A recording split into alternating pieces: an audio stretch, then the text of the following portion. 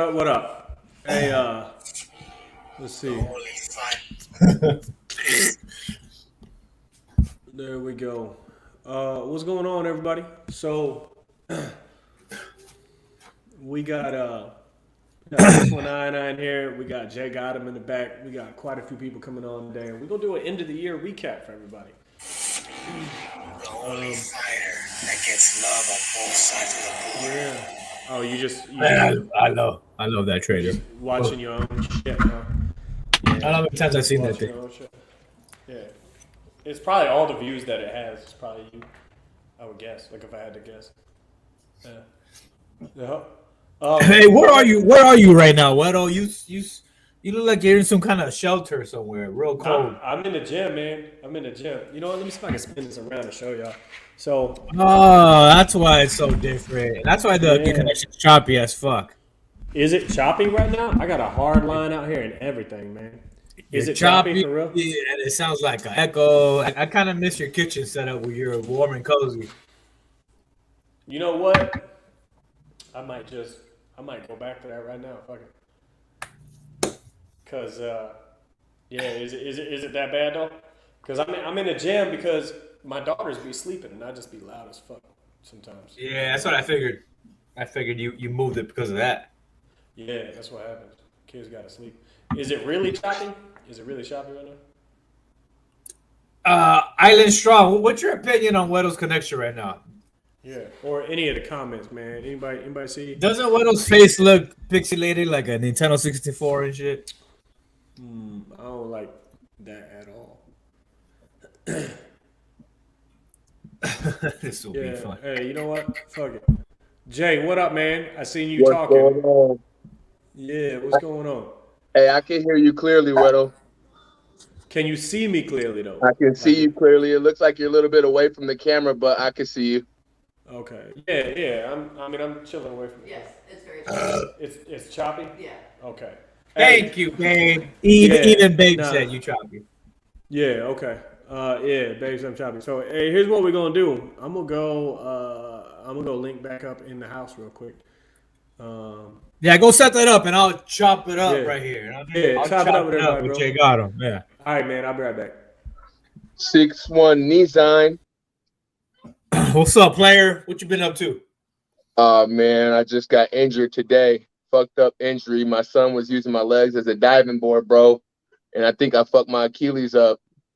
Ouch. That's the worst. I ain't even That's gonna the lie. worst I called injury. 911. Like, come get That's me. the worst. That's the worst injury you can get right there. Achilles, right? Yeah, man. But hey, it is what it is. My son did it, so shit. If anybody's gonna mess me up, I'd rather it be him. Yeah, exactly. What you been up to, bro? Just chilling, training, coaching, just chilling till the big March event we got coming up. Oh It'll be yeah, like a yeah. little Who you got coming? Super Bowl, who you you know. Who you got in March? I don't know, man. It's either Showtime or Venom Blacc or somebody from your guys' branch. Somebody. Yeah. That'd be a big name. Who have you been watching lately? Is there any new up and comers that you'd like to get a piece of? For my branch or any branch? Any branch for this March event. I like that dude, Man in the Mirror from the East Coast. I just saw his 3-on-3 match today. That was pretty dope. Yeah, man. I want to see more of that. Like I would like to see the branches mix it up, like a 3-on-3. What I really wanted to do was a 2-on-1. You know what I'm saying? I'll go in there versus 2 people and see how good we do. You know what I'm saying? Like, that'll be it could happen on the streets. You might have to fight 2 people on the streets. So what better way to do a street beef than, you know? And it's called Streetbeefs. Plus, they be doing that shit in Russia. You be seeing those crazy MMA fights where it's like 1-on-5. It'll be like 4-on-4, but one person will knock all 4 of the other people out. Yeah. That would be good. I wonder if they would allow it, like a 1-on-2 match. Yeah. And I'm trying to push for it, but you know, it's hard to get a fight when you Jgottem. So, you know, if you say I'll fight 2 people, then it's more likely. I think they would let it slide if it was like a 1-on-2 tag team, so the two people group could tag each other in when one's in trouble. So it's not so brutal like two at one at the same time, you know. And then I'm gonna break it here on your show. I want to cement the Jgottem name right now, you know what I'm saying, by doing a Jgottem challenge. And what I mean by that, I want it to be an all skills challenge. 3 rounds, 3 minutes a round. First round boxing, second round kickboxing, next round MMA. I think that would be dope. I think that would be dope as fuck. I think that would be dope because it gets you to show off all of your shit instead of all your skills. Yeah, exactly. You know? So start off with boxing, then Muay Thai, and then MMA. And then MMA. Because nobody wants to see every round or every first round match end in a MMA or wrestling. You know what I'm saying? Exactly. I want to see if you got hands. I want to see what you got. Exactly. You get to see if you got hands, if you got legs, you got kicks, and then you can do your MMA. If your only thing is wrestling, right? You know so if you guys do it, if you guys do it over there on the West Coast, you got to introduce it as a Jgottem challenge, man. I like it. You just created a whole new fight, so that's got to be the Jgottem challenge. That's the Jgottem challenge, man. The all skills challenge, whatever you want to call it. That'll be dope. Yeah, I'll be down. I know a bunch of people. Like I know my boy DDP would be down for that, huh? DDP. Disturbing the peace. Oh yeah, my boy DDP is doing power slap, man. He's in that power slap thing. That's hey, are we gonna get that? Are we ever gonna see that on Streetbeefs? Slap fights? Hey man, I wouldn't do it personally because I'm not the person to sit there and just let somebody slap me, but I will slap this shit. If I go first, I'll do it. How about I mean that's the whole thing is whoever wins the coin toss always has the one up. Because that's a guaranteed concussion, man, every single fight. Right. After that, I don't know about everybody else, but after that first slap, you know what I'm saying? You got to get your wits back together, especially if I slap you. No, I think we should have a first ever slap match. Yeah, gotta be funny. It's gotta be a heavyweight though. Somebody gotta get knocked out. We've had a bare knuckle fight on the East Coast already. Yeah, I seen that. That was fair play in that was fair play in what's his name? What's the white not Lord Esteban? Iraqi assassin. Yeah, the assassin, yeah. Yeah, they did the first bare knuckle Streetbeefs fight. We should do a straight up slap fight. Can't throw anything close fist. Everything gotta be a slap, just slapping the shit out of each other for 3 rounds. Right. Or for those people who want to just test it out, do a funny ass slap boxing match. You know what I'm saying? Like that would be funny as shit. Hey, can you guys hear me? Is that better or still shitty? He's back again, bro. Huh? Way better. Okay. There's no echo anymore. What about the video? Is it choppy at all? Move around a little bit. It's clear to me. It's clear to me. You look like you got a mean robot on you. The dance. I thought I was about to look behind me. What the fuck is he talking about? Tell me how that worked out for you in the club. Yeah. Oh, pussy just everywhere. Just drink. Just bam. Just all over me when I bust out my robot. Bap, bap, bap, bap. Yo, Wero, we were talking about having a first ever slap fight in Streetbeefs. Who would you want to slap in the face in your division? Oh yeah, nobody, cause fuck that. Like the power slap thing, I don't fuck with it. That's what I said. Well, that's what we're saying. First, I'll do it. Yeah, I don't fuck with it, and the reason why I don't fuck with it is because it's taking blatantly unnecessary damage. You just letting the motherfucker slap you. I can't do it. I can't do it. Right, like I don't care who says don't move. When I see that hand coming, you're gonna move. Yeah, exactly. You're gonna move. Yeah. And not only that, like again, it's just unnecessary damage, bro. I would love to see you and Jgottem just slap for slap, you know? Just slap the shit out of each other. I'm I'm gonna go. I would rather fight Jgottem in MMA than do a slap contest, and that's just an ass whooping for me. I don't know. My chin might be able to take a slap from Wero, but I don't know if my pride can take that slap. Yeah. Well, that's because you know that motherfucker coming from over here. And I ain't do it like that. I'm just backhand. I'd be like, hey, powder me. And just slap the shit out of you. I'd come through like LeBron with the powder. Is it choppy? Yo, that shit's gonna be forever on YouTube. You getting slapped, and shit, knocked out, shit. Right, it'd definitely be good for the views. Yeah. Hell yeah. Fuck that. The internet still. She said I'm still choppy right now. Yeah, you are. You're like blurry. This is bullshit.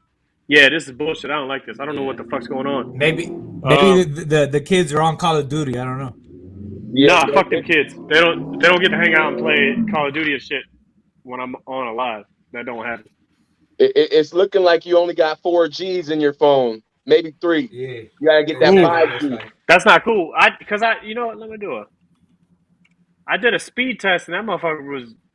I mean, it was decent. I think. I don't know. Oh, hey, who do you guys would have? The Terrifier versus Shimigani in a slap contest.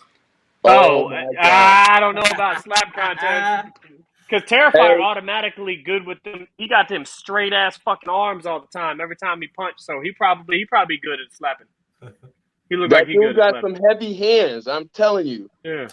But hold up for a second. Shout out to the Terrifier. I believe he's in Korea on his military tour right now. So stay safe, bro. I know you watching. Shout out Terrifier. Shout out to all of his squad or platoon or whatever you want to call it. Stay safe out there, but stay dangerous, my dudes. Yeah, hey, Terrier, are you North Korea or South Korea? I don't really know anything about the Koreans. He's most likely. Which one do we fuck with? Which one do we fuck with? South Korea. Okay. We fuck with the South. You know what I mean? Yeah. Hey,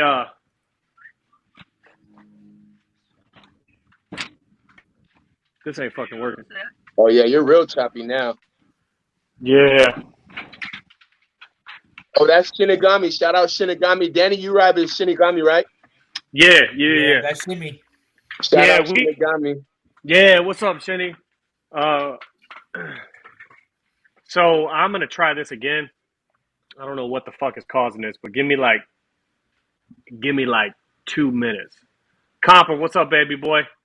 That's my man. Compa, right there. huh? Compa. Yeah, Compa G, baby. So I'll be right back.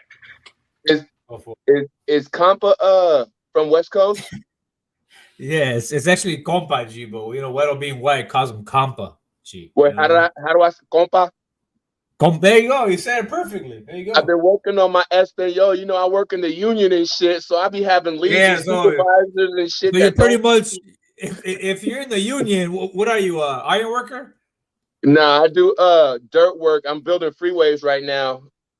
Okay, yeah. So you work around a bunch of Mexicans all day, right? All day, baby. Nothing but Mexicans in the union. But I'm working on it, though. I'm working on it.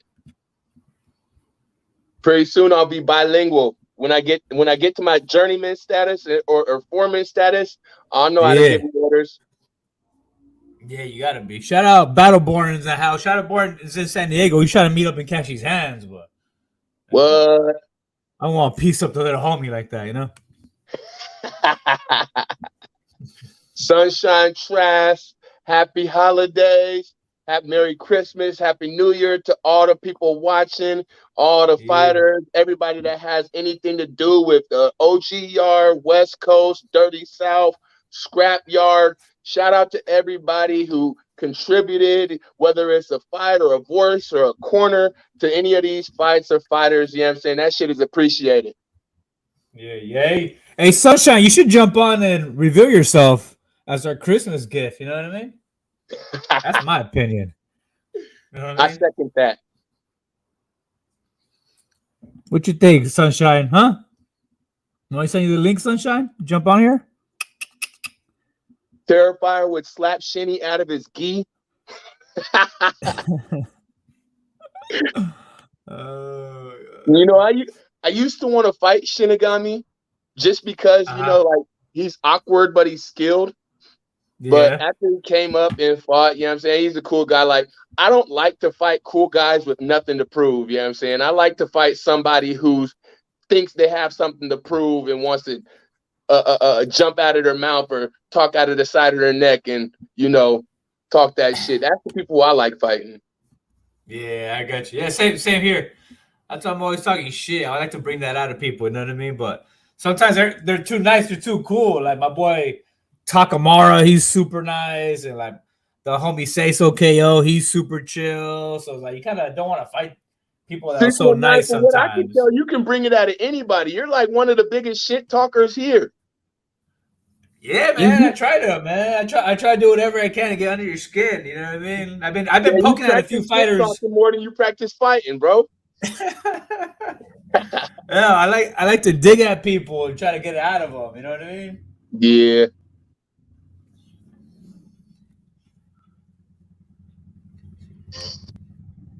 Catch me in the and hit a bonfire. What bonfire, fool? What beach? Let me know what beach you're gonna be at. I'm gonna have to pull up with a couple skunkas, you know what I mean? Crash that little bonfire of yours, player. San Diego. Take your girl, take your aunt, whoever you got. Hey, shout out to San Diego. I had went on a cruise to Ensenada, and no bullshit, I know bro. that cruise. Yeah, no bullshit, bro. When I get over there, I got announced as Jgottem, the YouTube fighter, and the DJ announced me, let me get in the jacuzzi. Like, they opened up the fucking closet doors for me. I'm like, oh shit, I'm not even from here. That's what's up. That's dope. Yeah, that's sometimes, dope, man. Sometimes nice. my wife hates that shit because it happens so often, but I be loving that shit. Like, you know, okay, hell yeah. they got him. That straight hood fame, you gotta take advantage of that shit. I do. Hell yeah. You gotta take advantage. Chaz Bryant. Who's Chaz Bryant? He a fighter he's from the OG yard. He's from the OG. Okay. Nocturnal. Who's Nocturnal? I think he's a fighter from the East Coast, right? Correct? From the OG yard.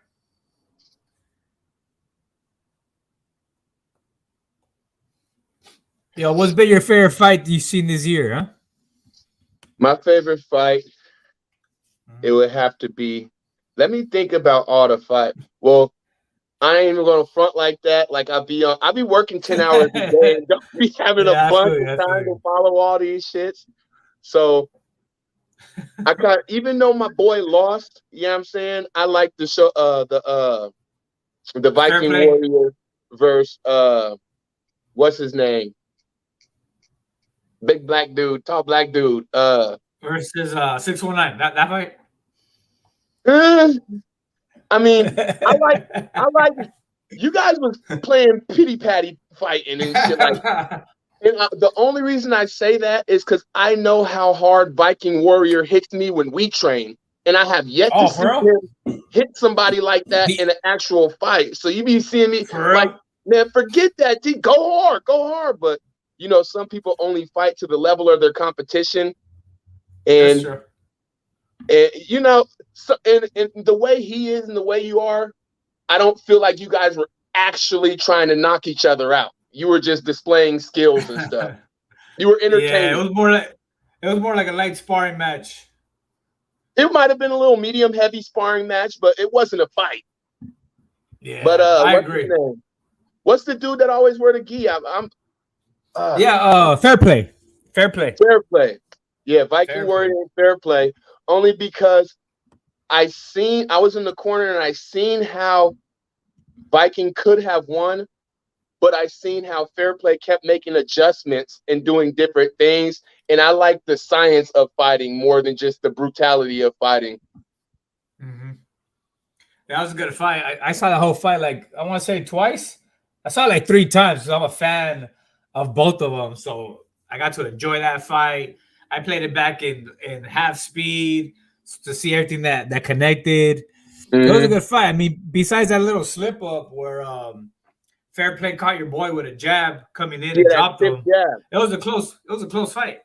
Right. Another matter of fact, that's not my favorite fight. My favorite fight of the year was I don't know if you guys heard of VIP from our branch from Scrapyard versus Crazy Chris. If you haven't heard about that, you got to go look that up. First round, you know, VIP gets caught slipping because he's a talker and he had his mouthpiece out. Gets caught slipping, breaks his jaw. Oh, shit. Broke his jaw, but finishes the fight just as heavy as he started the fight. You know what I'm saying? So anybody who can fight basically 3 rounds with a broken jaw, you know what I'm saying? You got all my respect. Came That's back fucking and knocked wild.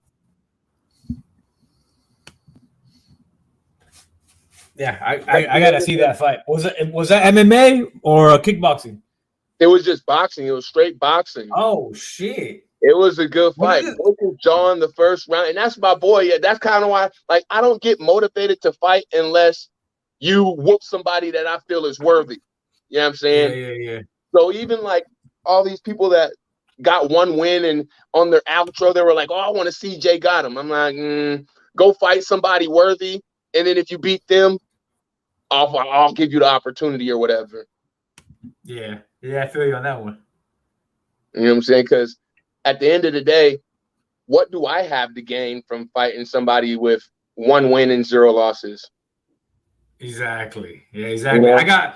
I got all these dudes like Daniel made like a reel about me, and there's dudes like in the comments talking shit. So he's like, "Yo, sign up. Oh, my shoulder's injured. Oh, I would, but I'm this and that." I was like, bro, like, how you gonna talk shit about somebody who's like got like 10 fights in Streetbeefs already? You know what I mean? You just on the sideline talking shit. Right. You got they want all the reward, but they don't want to put in the work. You got it. Yeah, they want a Jgottem their first fight. They want a 619 their first fight. You know, they want a Shimigani. Shimigani gets called out a lot too by a lot of people. But it's like, Shimi's been doing this for 2 years. Right. You know what I mean? And the thing is that when they get their ass whooped and they get overloaded and it's not what they thought it was going to be, then they're like, "Oh, that wasn't a fair fight." Or the comments be like, "Oh, who put this together?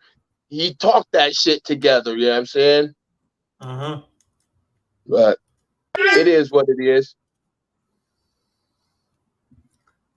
Who we got? How's Island Strong trying to jump in? You know what? You know which fight I really liked was I'm sure you watched the Italian Tyson's first fight back versus Iraqi Assassin. Yeah. That shit was crazy. I also that was a badass fight. Okay, so I can only speak for our branch because that's what I pay the most attention. Like, I'm involved with. Yeah. But if you ever checked out Panda Man versus Beach came all the way from Virginia to OG Yard and fought our MMA dude, Panda Man. We did the whole live stream for that event when Beach fought the guy's boy and Beach got beat. But he was putting in his work though. If he had some wrestling in his bag, I think it would have been a different fight. I agree. Yeah, I think we were all shocked. We were all shocked when Beach got beat. Nobody calls him out and makes reels about him. Motherfucker, who's gonna call you out? Like, come on now, be real. Who's gonna call? And actually, you did get trolled a lot by the West Coast. You know what I'm saying? Your nickname is the Terrier.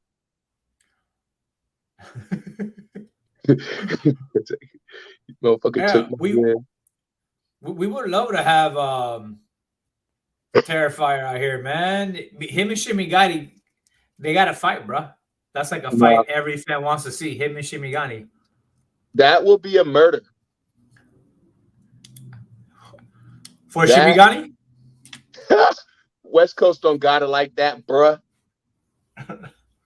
That's an easy one. We might have to do it 3-on-1. 619, Wero, and Shinigami versus the Terrifier. Versus Terrifier, yeah. In an all-skills challenge. Which fight are you taking? You taking the boxing? Yeah, I would definitely. I told Terrifier I would come up there and box him, but he already dipped. He said no, he won't box me. He'll kickbox me. He said to meet him in the middle. I'm like, bro, I haven't thrown a leg kick in like 10 years, bro. You know what I mean? He would destroy me. Okay, so I'm gonna Don King this whole thing. We'll have 619 for the first round in boxing. We'll have Wero for kickboxing in the second round, and Shinigami in the third round for MMA. I like it. There you go, Terrifier. There you go, Terrifier. Oh, Hey, what about Terrifier, it's not enough to be a dog, because there's all kind of dogs. If you're a dog, you could be a Chihuahua. What does that mean? It's not. Exactly. What kind of dog? You got to specify, man. What do you think about DDP versus Terrifier Part 2, huh? I think it's going in just like Part 1. Oh, there you go. Let's try this shit again. Hey. Yeah. How bad is it still? Because I don't know what's going on, but it's testing real slow right now. You're fine. You're fine. Yeah. You're fine. Okay, good. Just stick around. Good. Let's see. I know, bro. There was a promo video, which I love 619 got him. I was talking about people calling them out. Yeah. So are we talking about why nobody called Terrier out?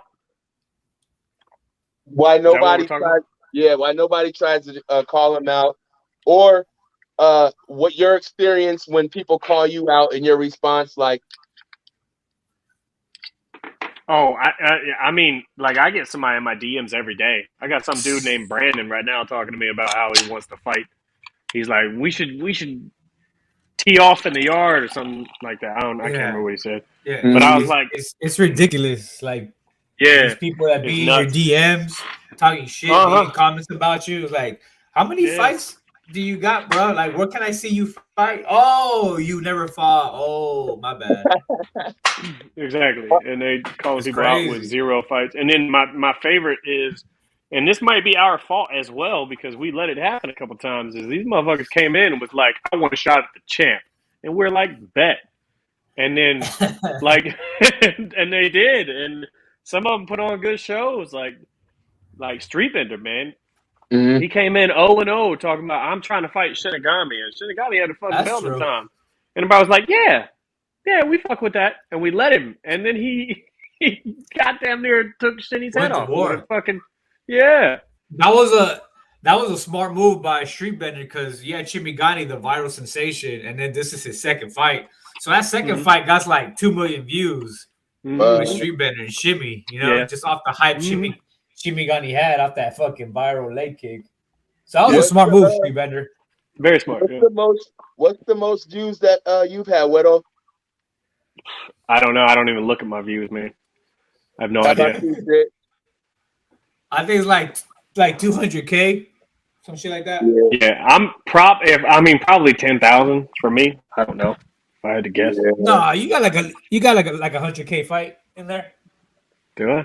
Let's see. 25, 31, 67, 38, 41, 44. I'm assuming you and Bad News got big numbers because it's on the East Coast channel. Nah, we didn't. Me and Bad News had 67,000. We don't. He's crossed over 100K because Bad News is such a big name out there. Yeah, it looks like. I mean, a couple of them. Yeah, not a lot. 10,000 maybe is what I probably 10 to 20,000 is what I average. I don't get a whole bunch of views. Jgottem got a couple milli fights, right? You got a couple fights in the millions, right? Yeah, 2 millions, and then I got like a 500,000. You know what I'm saying? But the one with the I think it's at 2.2 million.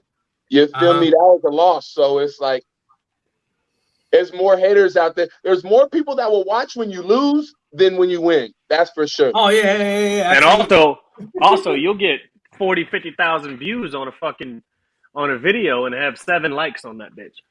Right. Yeah, like I'll see like 50,000 views and like 20 comments. You know what I mean? Mm-hmm. And I'm not gonna lie.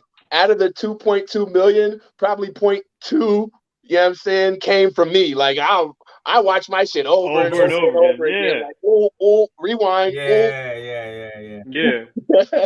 Yeah, those first 2-3 fights, man, I watched them shits all day. I couldn't get enough of watching myself. Now I probably watch it one time. I never watch it again. Yeah. I don't watch my fights at all. You don't watch them? Fuck no. It's just me. Then how do you get better? I don't, bro. Have you ever seen me get fucking better? Have you ever seen me get better, bro? Come on. Yeah. No. I mean, I haven't If seen anything, your I've gotten conditioning worse. get better. I've seen your striking Nah. get better. So my striking did get better. So before bad news, I did some heavy bag work because I was like, I at least gotta hit the bag a little bit to get my timing back on and shit like that. Because I mean, bad news, that's a bad motherfucker right there. I was not trying to be splayed the fuck out in front of everybody. You know what I mean? So I was like, I gotta at least get my striking up a little bit. And I asked him afterwards. I was like, "My man, did I even hit you?" And he's like, "Not really." He told me I got it with a jab, and because we double jab each other one time, and I remember getting stuck, and I was like, "I do not like that," but I didn't even know if I. Yeah, it's funny. Well, you caught it with a right hand, but he kind of rolled with it, so it didn't land flush. You know what I mean? I didn't land anything on that kid, bro. Nothing substantial at all. He does. He was so fucking fast, it's ridiculous. Like, it's ridiculous. Like, he was there, and then it just wasn't, but by, millimeters. And he only, and it was funny, because I did watch his fights before I fought him, and he just let people tee the fuck off on him. He just let people tee off on him. And so after our fight, when I realized that he didn't let me touch him at all, at least I was like, okay, I feel a little better about that. Like he didn't want, he didn't want to test that shit out. Exactly. Yeah, he knew I was a threat at least a little. He knows. He knows at that level. He could play with. Because there was a guy before he fought you where remember we were looking at it like, damn, he's landing easy on bad dude. news. He's just but it's because he was letting him. Yeah, it was that kung fu dude, and he was letting him hit it. The kung fu guy. Yeah. The kung fu my real name is Steven. My real name is Steven. That's his fucking name. Which that dude was tough as shit, man. I give him his props. And Bad News was just playing with him, just playing with his food, touching him up, letting him go through the round. So I'm thinking, man, Wero got a chance. If Wero hits him like this guy. I mean, I did, yeah. But Bad News knows that.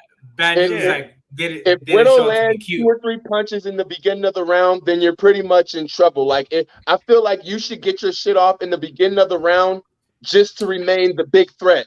And then after that, the rest of the round, they're trying not to get hit anymore if you come out and land 2-3 big shots. Yeah, I mean, sometimes. But I only got 2 or 3 big shots in me, bro. These lungs ain't got shit in. And then another thing. Bro, I got winded hooking the fucking internet back up. I was in there watching because she got y'all on the TV in there, and I was in there watching like. That's why she's over there watching it, sucking up that internet. You know what I mean? Yeah. Yeah, she sucks up plenty around this house, so I'm not mad at it. She can have a little internet. Hey, that's a good trait. That's a good trait, man. Bro, you don't even know. If your balls are drained all the time, good. Yeah. This is hard in the fight, not dick in the fight, man. Bro, this is the only thing I got left in the fight, man. It's the only thing I got left. Yeah. No, how about some fighters that are kind of sloppy right now, but they got potential? You guys can name any?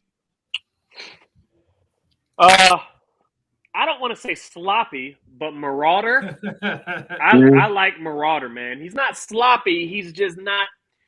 He's not quite honed in. You know what I mean? The kid's got he's got tattoos on his face, and he came out here in a fucking. I can't remember the outfit he had on, but I remember it would stand out like suspenders or something. I don't think it was suspenders. It was he's something. All tatted up. Yeah, he's all tatted. Well, he's all tatted up, but he was dressed unusually as well. Like you look at him and you see like he draws a lot of attention to himself, just the way he looks. And then he steps in the ring. He's a tough dude. You know what I mean? Like I saw him fight twice, and he got tuned up a couple times.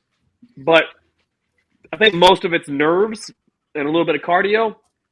And if he cleans up just a touch as far as his composure, he could be legitimately a force to be reckoned with, you know? Right. And I mean, and then we got, and again, I don't want to say sloppy, but Battleborn gets better every single fight.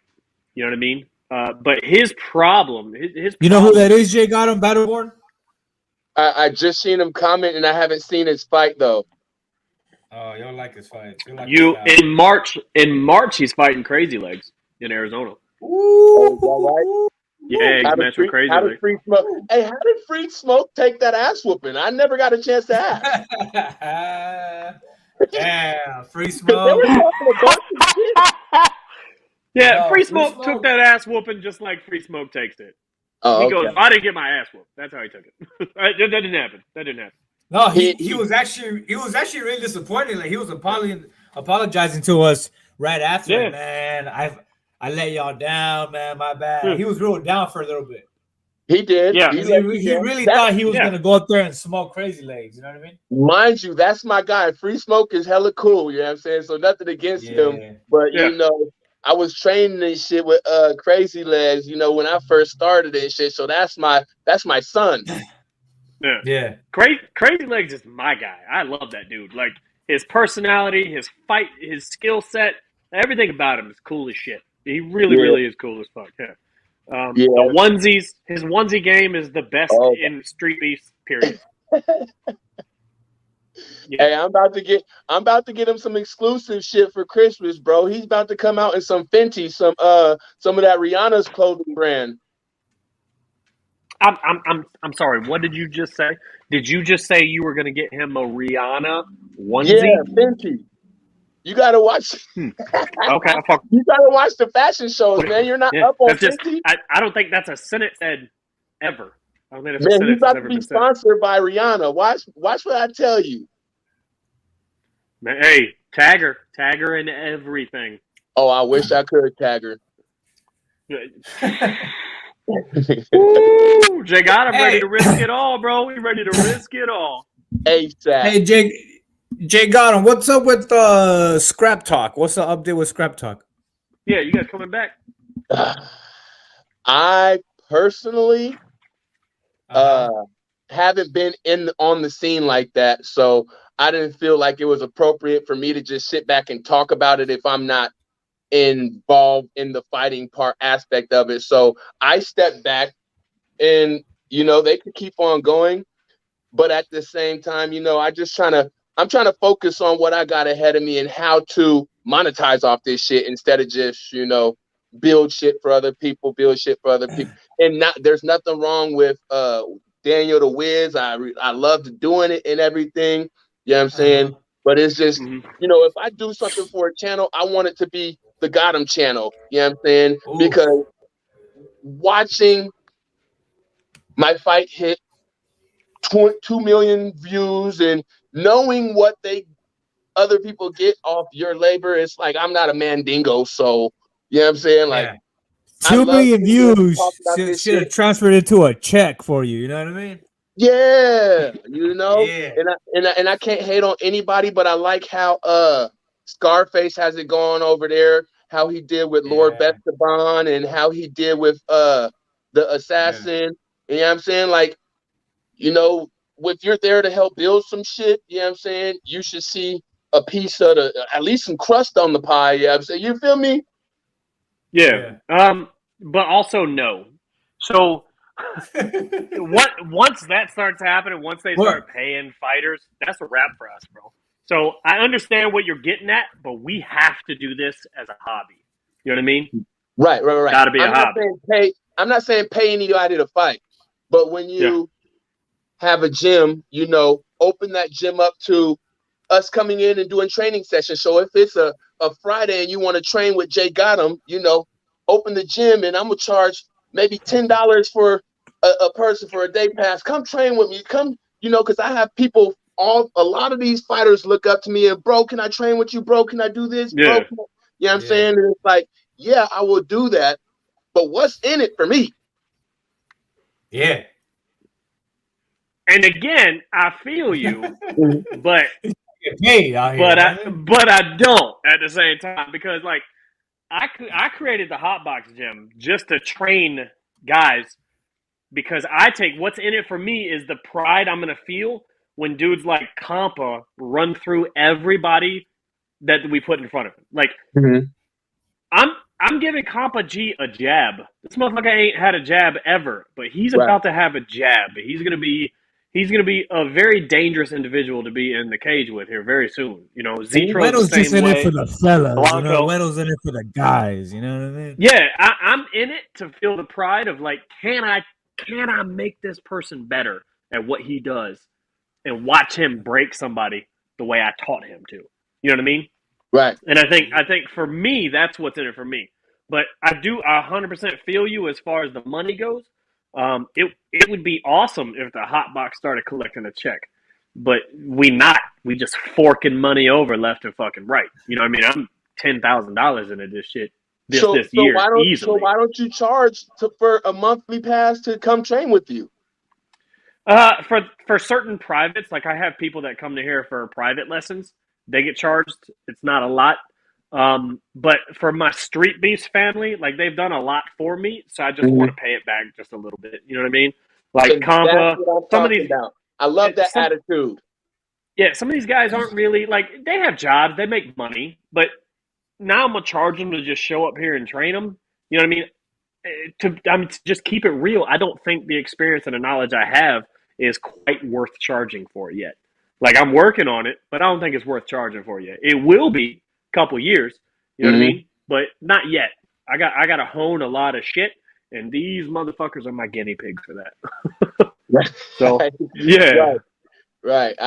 I get it. You know what I'm saying? There's different ways to approach. You know what I'm saying? How to make it work for you. I got family. I got 3 kids. I got a job that I work 10 hours a day. So the time is really like valuable. You know? Oh, very. That's why you haven't seen Jgottem fight, because I don't have the time to train 3 times a week. And just show up, bro. Just show up like I do. Just show up and punch somebody in the face. And when you get tired, be like, I'm good. I'm good. Just be like, I'm good. I'm good. Hey, unless it's the Terrifier punch me in the face, and I'm straight. You know what I'm saying? Like I could take a punch. You know what I'm saying? But it's when you fight somebody 200 pounds heavier than you, it gets a little rough. It gets a little rough, bro. Like that's big. So 619, what have we covered as far as? Because I haven't been watching. What you guys covered as far as the end of the year recap? We just been chopping up with Jay. We did favorite fights. Favorite fights. We're talking about our favorite fights so far, but we haven't gone over what we got on the agenda here. Okay, yeah. I mean, let's start at the top, though. Like, one thing we do want to recap is the commentary for the fight events. And fight events as a whole, but very specifically the lives and the commentary. Like, that's new for us this year. You know, there's a lot of new shit this year that happened. We only did one for Scrapyard, and that's when our boy Free Smoke went up there to fight. Yes. And Hitman. That's the only one we did for you guys. We would love to do more. Those are fucking absolutely fun, you know what I mean? Yeah, the live events are awesome. Oh yeah, but that's more of a West Coast thing. Like that's our thing. We do one like every event pretty much. We try. Sometimes the internet doesn't work out well. Blah blah blah. Whatever. But yeah, we shoot for doing one every event. Jay, what do you hear about the West Coast and our events being up there in Scrapyard? Like, as far as, you know, fighter commentary, the events we hold, is anything trickling up there, or is it you don't hear much? The biggest thing that stuck with me that I hear about the West Coast is not the actual event, but how you guys party after the event. You know what I'm saying? I feel like that would be worth it in itself. Yeah, bro, man, you gotta come. I know you talked to your boy Viking Warrior. He was fucking blizzacked, bro. He was done, son. Like he was done. You have to come. You have to go when me and Wero are there. You know what I mean? Because more people show up. You know, when me and Wero are on the card, good things are gonna happen. You know what I mean? Yeah, I heard when 619 take that cowboy hat off, it's lights out. Yeah, him and I. What? Love, he's kidding. Don't fucking say that shit. She's in the definitely come to our next shit. Yeah. Anniversary event. It's a blast. You come down here in March. I got bitches, bro. I'll bring them. I'll get somebody out to holler at you. Yeah. Arizona's gonna be good too. Arizona's gonna be a good one. March. Speaking of which, in March, where's it at? Arizona. Smoke Okay. Ranch. I mean, It's at the hot Smoke box. Box. It's at the hot box. The hot box. Jesus Christ. Okay. The hot Okay. box. Man, I need some heat in my life. It's freezing right now. I tried to get in my car to go somewhere. The doors are frozen shut. Ooh. Jesus Christ. Yeah, free smoke. Jgottem was just talking about how your boy How you whooped felt your about that ass. ass whooping. Yeah, he said. Yeah, how we're does talking about Free how you Smoke feel felt about that ass when beat? you went up there and got your ass beat. Yeah. You know what I mean? I haven't heard from Free Smoke since Crazy Legs whooped that ass. I guess the smoke ain't free no more. He's charging for that shit. It's getting pricey. The smoke getting pricey. Yeah. Nah, I fucks with you, Free Smoke. Yeah.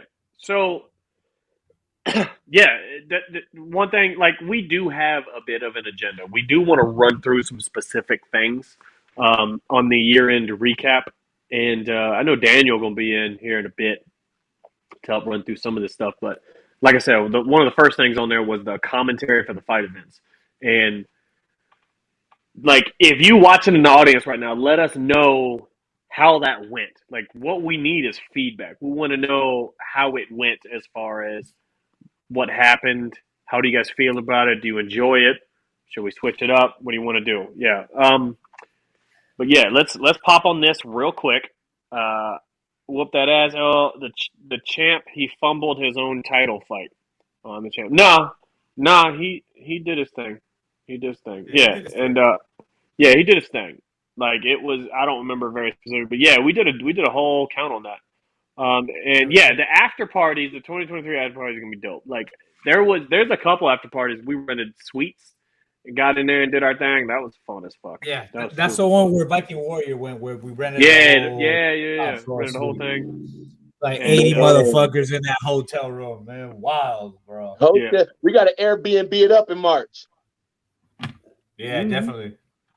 Yeah, whoever gets an Airbnb or whatever, we'll definitely cruise through there and party there. We can party at my house. We can do whatever. It don't matter. We'll see how many people are signed up. We should get a big Airbnb. It's Arizona. Jay? It's cheap out there. You probably have a big house. Yeah, Jay, you trying to come down for March? Because I got somebody that I'd love to have in the cage with you for MMA. I don't know if I can, but if I can, I will. I got this open call job. That means it lasts forever as long as I show up every day. If I leave for 1, 2, 3 days, then You're done. I'll be replaced. It's the union. They got 28 waiting to come replace me. That's Whoa. No, that's exactly how it is. He said No, Mexican. He's not lying. That's how it is in the union, bro. You could be working for 8 months straight, and you take a week off For vacation, you come back, your job's gone, bro. somebody else. Damn. Yeah, fuck that. That's what's up. Yeah, the after party AZ was dope. We all ended up at a strip club, just covered in strippers. That was fun.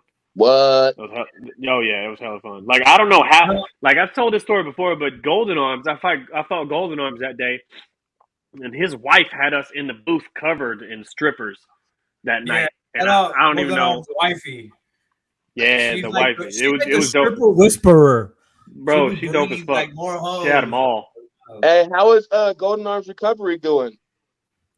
He was recovered, and then he ended up. Who did he just fight? Talk. He just fought Talk.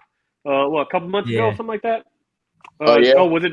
Yeah, was it December or was it November fight? That was November, wasn't it? Is he still in fine form, or is he like rusty a little bit? He looked a little rusty. He looked unconditioned for a couple two. He looked like, I wouldn't say had rusty, no but business being in there. it looked like his time off. He definitely didn't look like he had no business being out there. But he did look like his time off. He had a little ring rust. He definitely had a little ring rust. Yeah. Yeah, like Taco was the worst fight for him coming back. That was like the worst opponent he could have fought. He should have fought like a stay-so KO. Like, or a like Wero. Like 1 round done, he'd have been fine. Yeah, both of you would have had 1 round left. That would have been a good 1 rounder. Yeah, fuck 2 rounds. 2 rounds is stupid. Yeah. Two rounds ain't bad. Hey, you hush your mouth. 2 rounds is terrible. Hey, Wero, I'm in the same boat as you. I be tired as hell. I just don't show it like that. I'm quick as fuck to show up. Like, I'm tired. Leave me alone. Timeout. Hold up. Yep, you win. I don't give a fuck. I don't train, so I have no investment in a win or a loss. I don't give a fuck. Right. Yeah, sure. Yeah. You Oh, might see our yeah. boy. You might see Golden Arms and a couple Streetbeefs fighters and Yeah, for sure. more in bare knuckle. The bare They all went knuckle, to the yeah. tryouts. Yep, Really? Golden Arms was up there. Chef Gainster was up there. Yeah. Who else? I know- There's a couple more people that were up there. One I Eye know you Wolf guys was there interviewed, too. Viking Warrior the last time. That's what he wanted to do. Was bare knuckle. Oh, that's a terrible idea. With them little pillow hands he got with Viking Warrior, that's not a great look, bro. He'd be busting his hands up like Mayweather every fucking fight. Nah, don't put them. Don't take his gloves off. Jgottem be saying that he be cracking hard though. He be cracking me hard in practice. I'm like, so he fucking just doesn't Allen do it in Iverson, fights. bro. This is practice. Practice, bro. This is You practice. talking about practice? Yeah. Nah, he don't do that shit. Him and 619 was bap. This fucking patty cake. You know what I mean? The whole It was like you throw, my turn. You throw, my turn. Yeah. Yeah. Ain't no bad intentions in there. I'm surprised they didn't kiss. There was Damn, no bad Wero, intentions you said at the all. same fucking thing that I said when you were fixing your internet. Yeah, you saying the same shit. thing. Yeah, Oh, it looked like a sparring match. Oh yeah, it did. But like not a Jgottem spar match. Apparently he go hard with Jgottem. Nah. Yeah. He goes hard. I don't like. I really just Well, spar to. You can't. When I spar, I try to do the worst case scenario so that if it happens in an actual fight, I've already been there before. Yeah, I feel that. Yeah. Okay, so hey, let's talk about the next thing up on the agenda real quick, bro. First access. So that's another thing we wanted to talk about. This year, Heart and Fight introduced first access. So if you don't know what that is, you can pay, what is it, $10, I think it is, after an event, and you get all the fights sent to you. So you can see the fights immediately. It's all raw footage and everything like that. 619, how do you feel that went? I know a lot of people who got the first access. 619's hands are softer. They are soft. Yeah, I know a lot of people who got the I first moisturize. access. How do you think that did though? I do too. I'd be moisturizing just the right hand a lot though. Is that something? Is that something that Heart and the Fight does for the West Coast? Yeah, it's something we do for the West Coast. They can also do it for other branches. I don't know if Daniel's reached out to Fire Chicken yet about it, but I know it's available. available. Been doing that since I've been there. Like he charged like $3 for the uncut footage to get it the night after. Oh, okay, got you. I like it. Yeah, that's dope. It doesn't sound like a Heart in the Fight thing, but yeah, that's what we do. The first access, and it's just uncut footage. People get to watch, which is great. You get that raw footage, the corner view, right. Yeah, you hear people talking and chatting. It's actually just fairly interesting to listen to sometimes, for sure. It's really good to see a raw and uncut. And then you don't have fighters crying about, when are you going to release my video? Come on. Yeah. Exactly. Well, exactly, the West Coast doesn't really have that anyway. I'm gonna be honest with you. Like sometimes we post a schedule. Like people know if they want to know when their video is being dropped, they just ask. Oh, okay. Yeah. So you guys have like an editing team? No, it's me. I edit all the videos. Oh yeah, dope. Yeah. So myself and Alex. So I do most of the edits. Every now and then I'll miss something, or if he's like, hey, I really want this fight and I can't do it, he'll throw an edit together. But a few months ago, I took over the editing duties for him because he has a lot to do when it comes to YouTube and running the branch as a whole. So I was like, I'll take some of the editing stuff. So I started editing. Plus, I kind of started doing it just because I like it. Right. And just kind of learning, Final Cut Pro and shit like that. So started editing, but it's pretty much like, honestly, he gives me a schedule. Hey, these are the dates we plan on releasing these fights. So the day after the event, we pretty much know when fights are going to be released. However, sometimes it varies a day or two because Alex and Martin like to try to gauge the algorithm. which is important. You know what I mean? Obviously, we want to get you guys as many views as possible. So they try to gamble with the algorithm a little bit. But for the most part, the schedule's pretty set. So did you guys notice a lot of people that subscribe to the early fights and get the early fights? Did that bring your views on the edited fights down? Or does it matter when it comes to the algorithms? Yeah, as far as that goes, it really doesn't. It doesn't affect it because we know you got 50 people or so paying the $10 or whatever to get the fights early. They still watch them when they drop. Right. Yeah. For the most part, they still watch them when they drop. Yeah.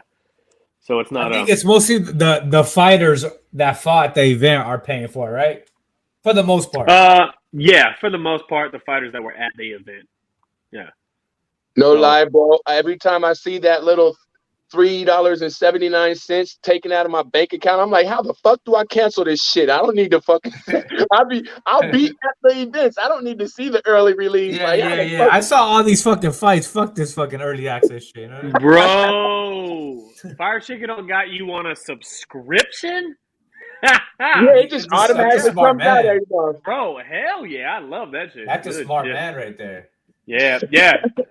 The Dirty South would absolutely benefit from early access, and we sent. I think we talked to Dirty South leadership about it. I don't know exactly what happened, but I did talk to Cody. I told him, I said, "Dude, you want me to edit your videos and do all that shit? I'll do it and load them up." Yeah, we gotta build that branch up because there's too much talent in the South, and we got the West Coast branch is already stable. Scrapyard has been stable.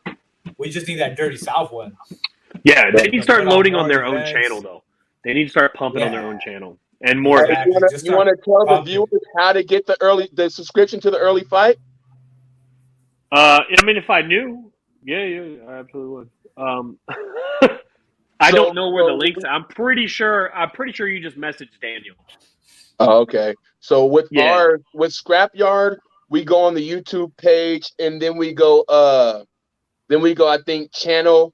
And then subscribe. Become a member, right? Exclusive active. Yeah. Oh, okay. That's pretty easy. That's a pretty easy option. Very easy. I don't think it's the same way for Streetbeefs West Coast. However, maybe. Yeah. Maybe.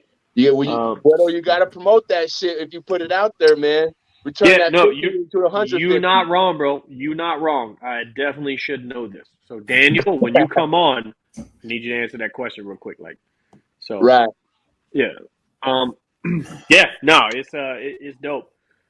Jay, we got a couple other people in the back, my man, so we're gonna start cycling through. You got anything else?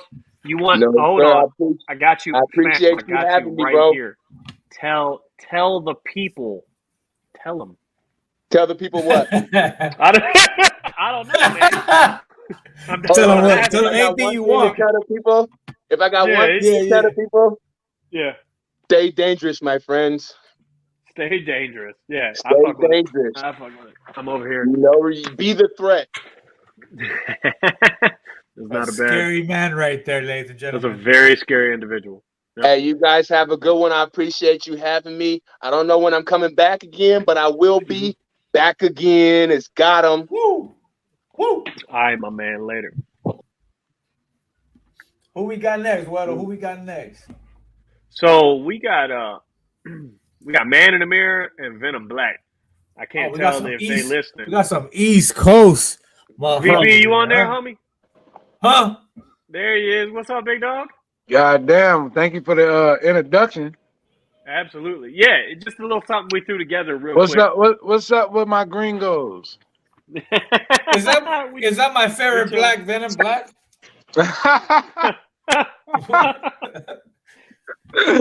What's up, I don't know. Man, I'm glad you said that. Yeah, you can't say that, Wero. You're white. Nah, I can't say that shit. I can't say it. Yeah, that's my favorite. I mean, damn. So Wero can't call me black? Like, that's crazy. That's racist. No, what's racist? I can't say you my favorite black. Because why not? You can't say that. You know? Nah, it's just too iffy.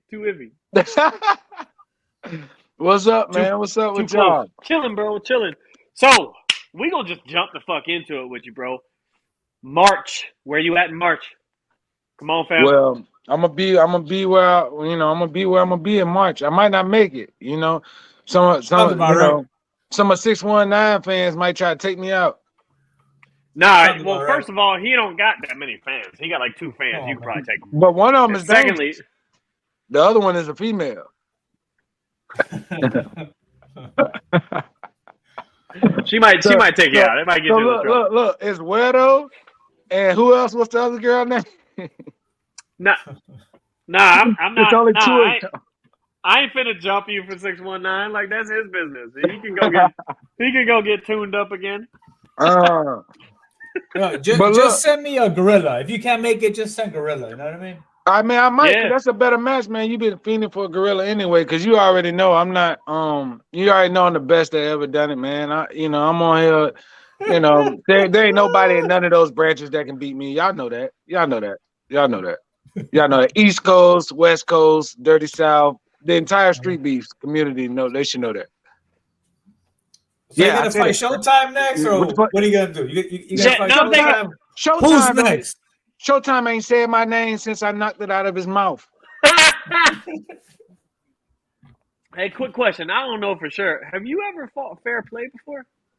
Nah, I tried to set up the fight fair play for some money. And I punish fair play ass too. He don't want no smoke anyway. Nobody want no smoke. I'm just trying to be honest right now because it looks like I get to move on to the the big boys, because I don't think y'all can't develop nobody. Y'all can't even build a fighter. See, look at 619. 619. 619. You talking all this shit earlier, bro? Let him go. Yo, my DMs is Friday night. My DMs is going off. You know what I mean? What did Blacc say right here? All right. Hey, I just heard he's not coming to the West Coast. So after that, tell your mom you're doing a podcast. You'll call her later and just respond to Venom Blacc, bro. Venom Blacc, we done offered you first class round trip out here. You know what I mean? To the West Coast. Come out here to these palm trees and these lolos. You know what I mean? Man, listen, I want to make it happen, man. I just don't want to, go all the way out there to hurt your feelings, man. Because I feel like you really feel like you might have, like, you could possibly, like, there's a possibility that you might win a round or something. Like, I really feel like you have confidence in yourself, bro. Absolutely. I really feel like that. But I mean, the reality is, I'm still Venom Blacc, and you're still. We take you out of your element. We no feathers, no theatrics, no intro music. It's a different story. No stalling. Hey, I give you your props, bro. He was standing there, and everybody's like, Venom Blacc and 619. They was calling his name. Venom Blacc, 700 feet away, just shaking his head. Not yet. Not yet. Bro, y'all should have seen that shit. It was a good day. Y'all should have seen that shit. You was in 619's feelings with that shit, bro. Hey, yo, I should have just fucking left. I should have left, huh? Yeah. Hey, look, if you would have left, then I would have been even greater. Yeah, it's good you didn't leave. It's good that you stepped in there and took that ass whooping. Yeah, you know what I mean? Yeah. I should have left and then came back at night, like when it was dark with the lights on. We're Venom Blacc, huh? You know what I mean? Just screaming. Yeah. Where you at? Huh? Everybody's sleeping and shit. Yeah, I get it. 100%. So you ain't got no fights lined up? I retired in September, man. Oh yeah. Oh yeah, I remember that. Yeah, what the hell happened? Your arm got dislocated. What happened, folks? Nah, I just don't care to do it. I didn't care to do it anymore. I don't know. You could say he don't got the heart in the fight anymore. You know what I mean? Yeah. I didn't have that fire anymore. I just didn't. But I mean, don't get me twisted though. I've been thinking about a comeback, but like a real one, like a fully trained. Yeah. I think you can fight 8-week training camp. I think Gash is a good fight, a matchup. Don't do that. Don't do that.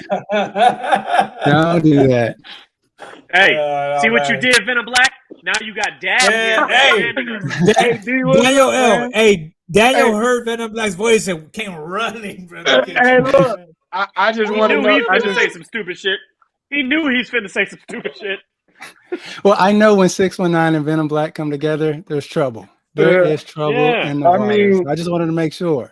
Yeah, it's trouble in the ring. It's trouble with the ladies. Yeah, we get it. We're a pretty good Yeah. matchup. We're a pretty good match.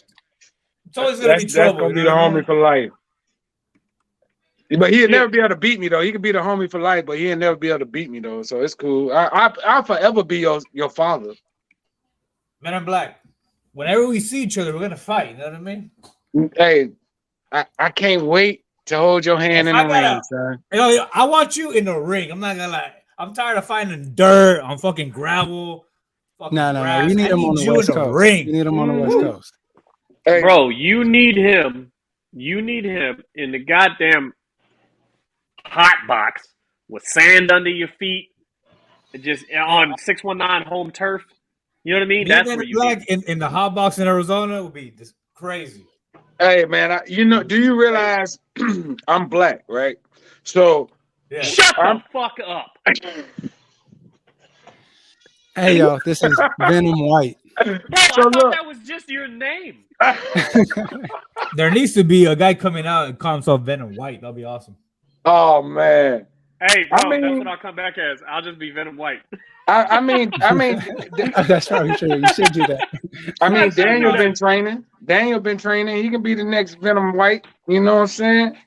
No. Bro, that's racist. That's Daniel ain't Venom white. exotic, Beast, right man. there, you know what I mean? Hey, look, he ain't got to be white to be called Venom White. Like, that's racist. I mean, it's awkward if you're not though. It's awkward if you're not. that Yeah. shit borderline, right? Maybe Yeah, that would be really difficult to try to explain. Yeah, my name is Venom White. I know I'm not white. My name's Venom White.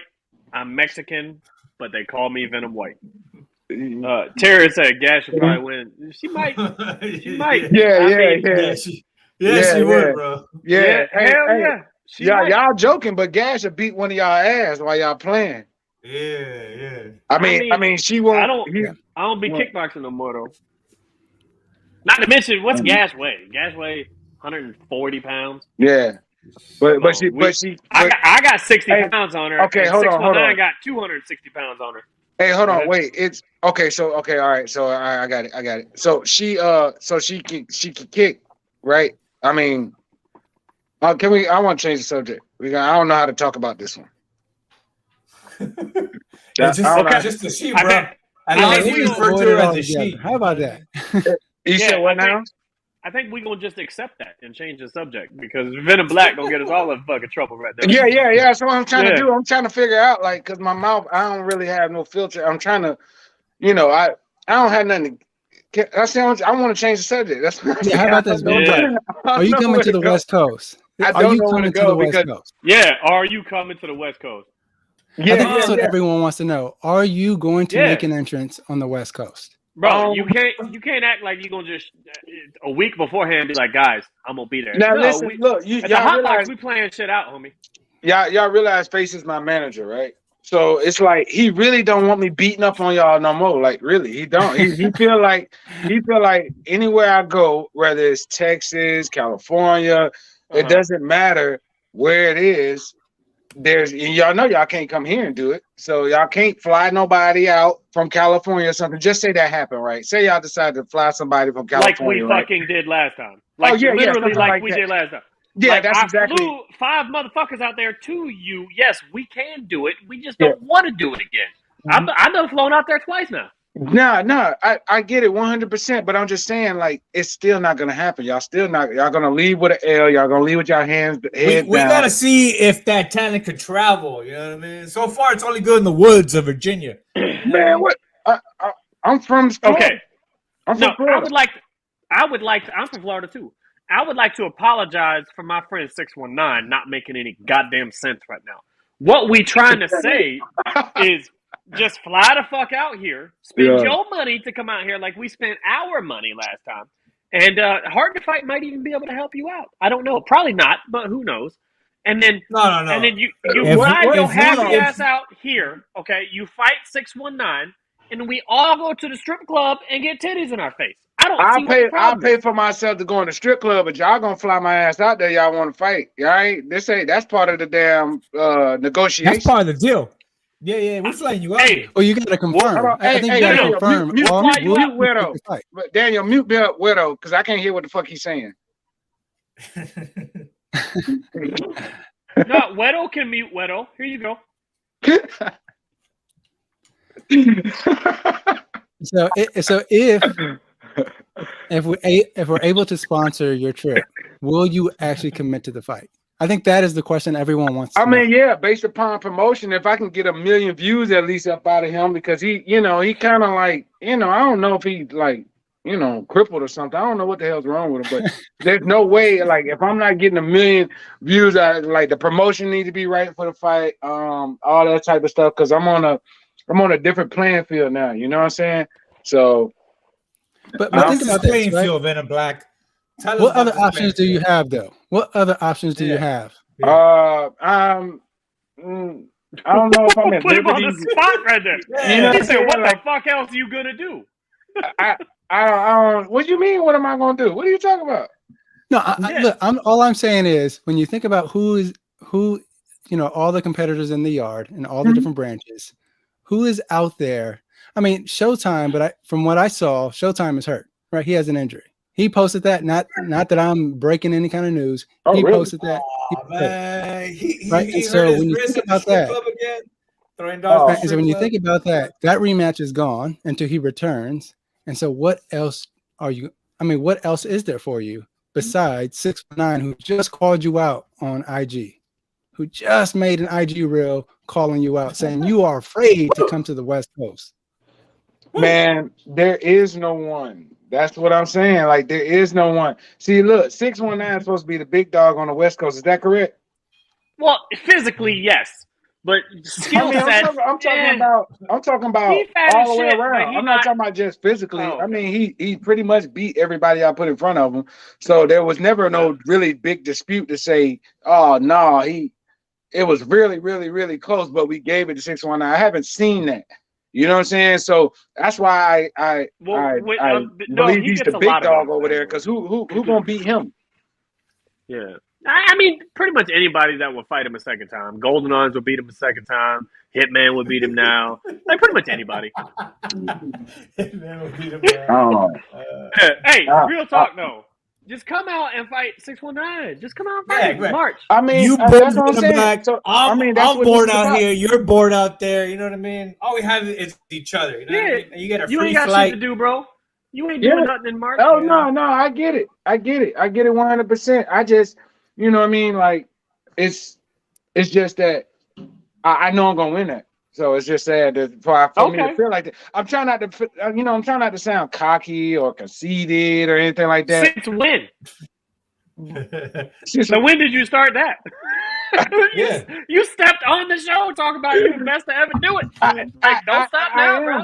I really Don't am. stop now. I really am. And y'all ain't even seen the best of me yet. That's the sad part about it. Y'all think listen, if you believe that I'm not better than I was the last time you saw me, you'll be asleep. If you in the second round, I will knock you out. But also, let's take into consideration, what are you, like 40 years old? Like, the reason why we hadn't seen the best of you is because we didn't know you in your 20s. No. I wasn't boxing in my 20s. I was fighting in the streets in my 20s. You wasted all that time, huh? Oh, Jimmy Fit, what's up, big dog? Jimmy, I agree with Jimmy brother? Fit, right? How you so doing? I think Venom Blacc is the GOAT, right? He is the GOAT. But here's the thing, right? 619, since his defeat from you, he has not looked the same. Mm-hmm. So I'm just gonna take it from a different angle. 619 has looked bored. He's not even training for his fights. Straight up, I'm bored. Interested.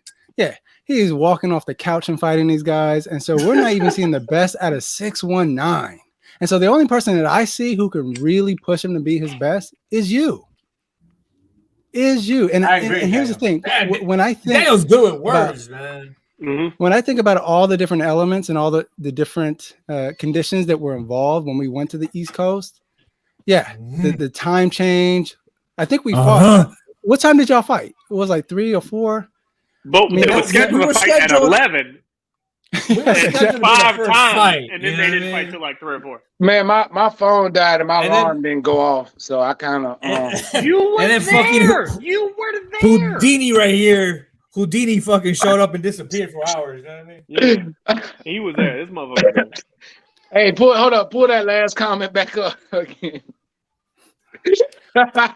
And so here's the thing, right? How you doing, I bro? want That's to cute see tap, the man. I best- love me some Q-tip, 619. bro. He cool as shit. What happened? I want to see the Speak on it. the best 619, and I think the only way to do it is from you, from the GOAT himself, to come out on the West Coast and fight in his backyard, fight in the conditions he's used to. And if you beat him there, there'll be no questions. I mean, there is really no questions now, but really, No, there's no question. You beat the shit out of 619 that first time. You whooped his ass. There really is no question. However, you gotta do it another time. 619 gonna come back. Like now he knows, because he was just bullshit with everybody, and then he realized that y'all was in a real fight, and now he'll be better. He'll be better the second time. Hey, I'm not gonna lie, for real. Like I was really like, oh, like this dude actually trains. Like, He's actually legit. Bro, him and I the night before was doing cocaine and getting drunk as fuck. The night before we fought, bro. No, Venom Blacc. That's how much respect I had for you, right? Oh, Me and Wero walking around Virginia. You know what I mean? So look how much respect you got for me now. Don't do that shit no more. No, absolutely not. No. He would take at least 4 days off from cocaine. No, before he fought. I'm doing a bump right before we fight. That's my pre-work. That explains a lot of shit. Because I opened up the fight with a knockout. When I hit you, I was like, "What the fuck happened?" I really was like, I didn't see that, but in my head, I was like, "Nah, this motherfucker just looked at me and was like, okay, yeah, now we're in the fight." I was like, "Damn it." Well, here's the thing: when I was watching that fight, and I was looking, I was like, 619 does not look good. His legs look rubbery. Like, No fucking legs. That was that damn girl. That girl he had. Bro. That's why I already knew it. Took his legs from him. Yeah, right when I seen her, I was like, yeah. Shout out. I'm trying to keep it PG-13, but yeah. You don't have to. This Wero and the Mexican plus Daniel. I was about to say it's Wero and the Mexican, but it's not. It's the end of the year recap. It just happens to have us. See, look, Sensational. He's absolutely right. Y'all need to bring Sensational on the show. That's the best person y'all got right now in the back in the lobby, in the comments right now. Yeah, Sensation in the back. We gonna bring him on for real. Yeah, that's a good dude. Like him. Yeah. We just want to. We're just trying to cement this. We're really trying to confirm this match. Are you going to really Venom Blacc, take? Can you make it? Daniel really wants this. Listen, I'm going to talk the face because I can't make no decisions like that without that. Okay. Oh, now, you can. Yeah, I know that, but out of respect, I won't. So it's like I did talk to face today anyway. Excuse me, sir. About it. You know what I'm saying? So, and if face is really for, he did tell me, he was like, if I want to get 1 or 2 more, just in case Showtime ever recovers, because y'all know, like when I beat somebody up, it take them a couple years to recover. See, he's already Yeah. They every time they hear my name, they the same all year, bro. Yeah, they can't even drive a black car no more. They can't wear black shirts. Look. He can't. There ain't nothing solid black on. Look at him right now. Orange shirt, white hat, black, gray. You know what I'm saying? There ain't no black over there no more. He don't even want to hear the color. He only, So it's like I try my best to be fair to y'all, you know what I'm saying? Because I don't want to be on a different level like this and then go back, you know what I'm saying? Don't do that. Don't do that. Venom Blacc, don't do that. Yeah. Just don't do that. You ain't on that high of a level. You can't fight 619, bro. You know this. No. Listen, and not only that, at the AZ Calm card down, and March. Canelo. Like, relax. You ain't that high. I beat Canelo ass. Canelo's small as fuck. That's not true. That is not true. I will not give you that. Like, I give you a lot of the shit. Man, listen. You turned my man's into a bobblehead, but I'm not going to give you that. But listen, you know what I mean? I'm not giving you listen. You see how big 619 is? I believe 619 will beat Canelo ass. Canelo is small. Canelo is kind of like I'm talking Straight about. up, I would with that midget ass. I don't. You know what? Tell him, Blacc. He's still one of the best boxers on the planet, though. Do you see what Like, Bivol did to him? Yeah, I mean, Yeah. still, You though, see bro. what happens You when know, he went up? Do you see still, what happens when he that's went up? And wait. That's another professional boxer. Like, What? no, man, nope. I won't give you that one. Blacc, I'm not giving you that one. I'm just telling you. I'm just telling you. You ain't gotta believe me. Like these people are really What's smart up, in real Professor? life, though. You know what I'm saying? no, Like in I the understand hierarchy, that. in the hierarchy of boxing, that's like saying, okay, you see it. Oh, you motherfucker. Canelo can beat Deontay Wilder. Is that what No. you're saying? No, no. But No, never. let's not get into hypotheticals here. I'm We just wanna saying. know. Yeah, I'm just we just want asking. to know: can we get this match? And I think it's important that I'm going to apply a lot of pressure, right? Venom Blacc, you and I have a relationship where I could push you and challenge you, and I really think you coming out to the West Coast at the AZ event in March, where there's going to be others, East Coast fighters coming. You can easily be the main event against 619, easily. Oof. And just think about that. That is March. That's 3 months from now. So Look at all the Three promos months. that we can what do. are we gonna do? Like, are we gonna meet at a weight? What do you want to do? You just want to line it up? What do you want to do? Wait, nah. How much you weigh right now? 619. Don't be bullshitting. He's what? He's probably I'm 240. I'm 210 right now, soaking wet. If I'm hard, probably 215. That's not how erections work. Jesus Christ, it's too tough. So If I got that Henny in me, 215. okay. So look, me right now, I'm 190. I was about 195 when I fought him. He was about 210 last time I fought him. So look, I'm just saying, like, because in March I'm supposed to be going down in weight. Like my coaches and stuff, they want me at literally 165. You understand what I'm saying? You say 165? You be at 165, I'll be at 185. Beautiful. Run it. Oh, then you'll lose then. You're gonna lose then. You're gonna lose then. If I'm at that, if I'm at 165, yeah, 185, you're gonna be in big trouble. So will you do it though? Yeah, let's just call it a catch weight for right now. Will you do it? Yeah, I would. Okay, let's go. March, let's go. Let's run it. You can make it. Let's make it happen. But I don't think by March he can get down there. I'll say 180 at the between 180 and 185. You know what I'm saying? Absolutely. Like just keep it like that because I'm going down regardless. You understand what I'm saying? So 185, you got it. Woo! Yeah, 185. station coming up next. Yeah, hey, we'll hash those details. It's 3 months. Yeah, that's what I'm saying. Like, give you us got a 3 yes. months. And then, but Give us look, a yes. within Let's it, make it happen. if we're gonna do this anyway, within this got to be promotion. I'm talking about like full scale, like promoting. You know what I'm saying? Oh, Like, don't worry, Daniel's ready. Bro, are you kidding me? We made fucking shirts last time. I think you're gonna be all right. that is correct.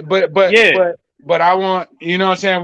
They don't have to be shirts, but I want the whole Street Beef involved. I mean, mainly because I really be trying to put on the show for them. Like, I really do love Street Beefs like that. Like, and everybody We'll in make it. it happen. You know what I'm saying? What they do. Absolutely. So if we can't give them a show, like I want to give them a show, I don't want to do it. You know what I'm saying? Because it's disrespectful to them in my eyes. You know what I'm saying? Like, I'm coming out there to perform for, you know, I ain't gonna say for free, but you understand what I'm saying? Like where I'm at with it. I'm like, I want to show them like this is like I'm not the people's champ by accident. You understand what I'm saying? This is real, like this is legit. Like even beyond Street Beefs, I'm gonna be the people's champ. This is not like only for Street Beef. This is real life. Hey, you know what I'm saying? I live like that for promote real. this fight. We will promote this fight. If you Can you guys imagine Venom Blacc just bouncing around that wooden cage? Them dreads is flying all over. Stop, please. Help. Ayúdame. I don't see it. Daniel, do you see it? I can't see it. I can't picture it. I don't see it. Yeah, I don't see it. Nah, my brain won't let me picture it. No, I think 619 will put out a better effort, but I don't see that though. No, I see a solid fight. Bro, me and some 12-ounce Cleto Reyes, this boy's going down, bro. I was wearing 16-ounce rivals last fight. You imagine me and some 12-ounce Cletos? And I was wearing sparring gloves. Yeah, but you're wearing 12s though. But they were sparring gloves. They were That's made. cute, They but they had extra padding in them, so I didn't hurt my hand. I didn't even know that the whole time until I googled them.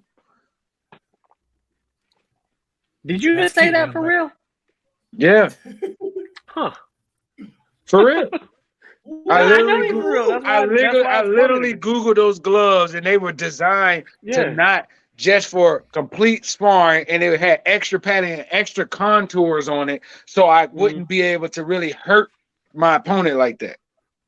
Okay. Okay. That's what it was. Well, so that explains when I thought about it, I was like, how the fuck? So when I opened up that with that punch, I was like, yo, that shit like it didn't even hurt him. And I was so confused why I'm not dropping people. He got a lot of extra cushion on his face too. You were totally befuddled, you know. I was. Hey gentlemen, I want to bring in two other fighters in here to weigh in on this real quick. Do it. Yes. So Sensation.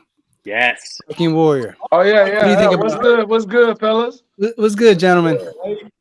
Viking Warrior, long time, boy. Yeah. How y'all feeling? I'm good. Good. Sensation. What's up, bro? Not much. Just chilling. So what do y'all think? Sensation and Viking Warrior coming out in March. Oh, they are? Both of them slotted to come out in March. Yep, they got their matchups and everything. Oh yeah.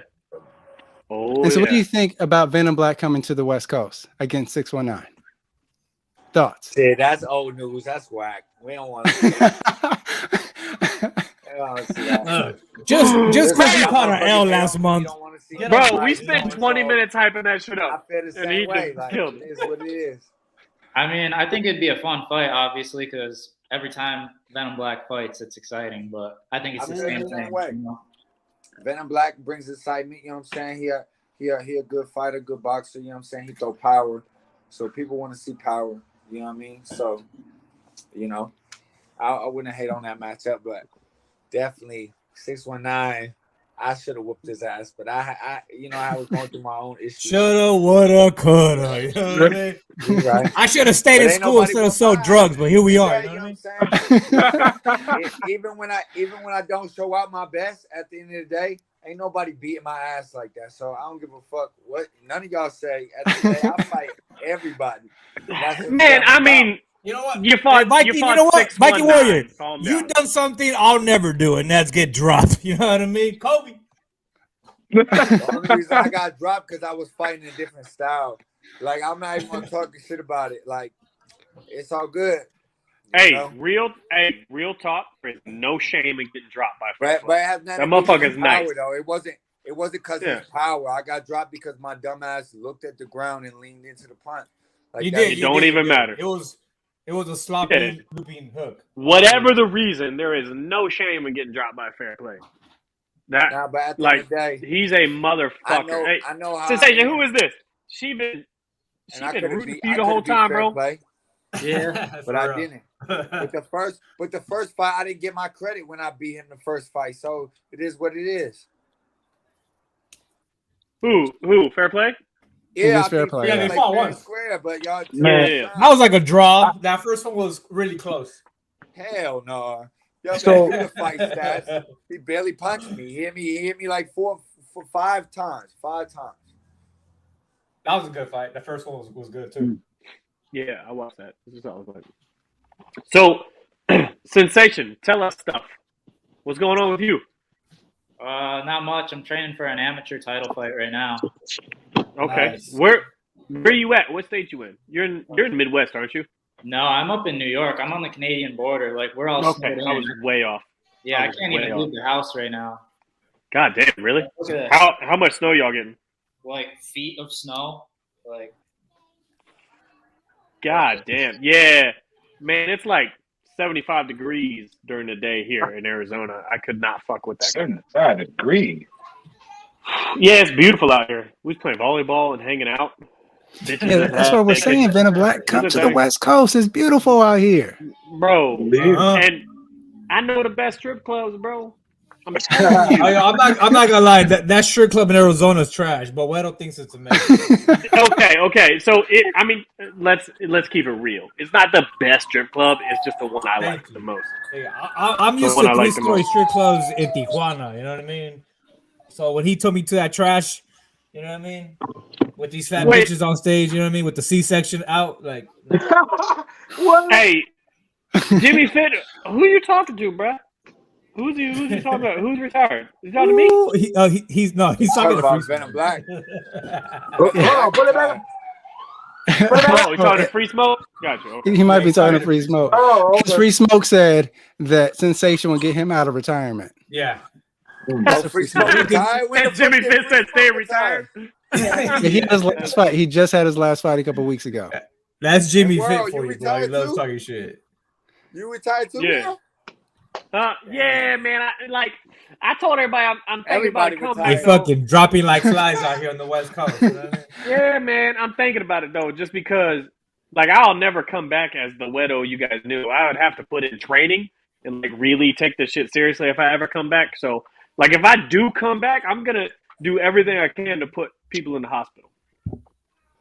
Well, that ain't happening. Hey, that shit already happened once. You drive was dangerous, and that motherfucker, he did a 360 and gave you the fucking punch. That shit was whack. That's not true. I let him beat me up for a round, and he never hurt me. I let a bunch of people beat me up for a round, and they ain't hurt me. Yeah. You ain't no different, Viking Warrior. Man, You see ain't no me different, then. bro. Don't talk about shit. Come see me then. You know what? Fuck it. What are you doing in March? Oh yeah, you fighting already, aren't you? You fighting Ashraf in March. Okay. Let's say September hot box. Yeah, I'm with it. I don't give a fuck, dog. Hey, Let's do it. Viking Warrior and Wero in September fun, in the hot box. I do this for fun, man. I haven't trained it real hard in the last year, but at the end of the day, it shows, you know. I'm not trying to talk this shit, but when I get into it, ain't nobody fucking with me, bruh. When I'm really focused, ain't nobody fucking with me. Yeah, I feel you. Okay. We'll get focused for September of next year. Sounds Wait, good. who's Viking Warrior fighting in March? Ashraf. He's matched with which Ashraf. is a good fight. Which is a really good fight. Ashraf is nice, bro. He's very nice. We've only seen him once or twice, but he's fucking clean. Nice. He's super crisp. I think he was Jimmy Fitt's first fight. Yeah. He's super crisp. Sensation's gonna fight. Nogi, I think off the top of my head. Sensation, do you remember that? I don't remember who I'm fighting. But here's the thing: Yeah, Sensation has a long list of people who want to fight him. So and there's Free Smoke. Yeah, but I mean, come on, man. Like Sensation, you an MMA fighter, but you got all these boxers and Muay Thai and kickboxing guys calling you out. That's a waste of your time, bro. I hate Hold on. Before we even go there, why are they calling you out? I think it's because, like, to be honest, I'm like tough, and I just pull fights that I shouldn't win out of, you know, your ass. You can say it. Yeah, basically. Yeah, you can say that shit. We ain't I mad think at a lot of people think they can beat me because, I mean, truthfully, I mess up like 3-4 times a fight and still get the win. So, like, from the outside perspective, I look like a good matchup for a lot of people, but I don't know.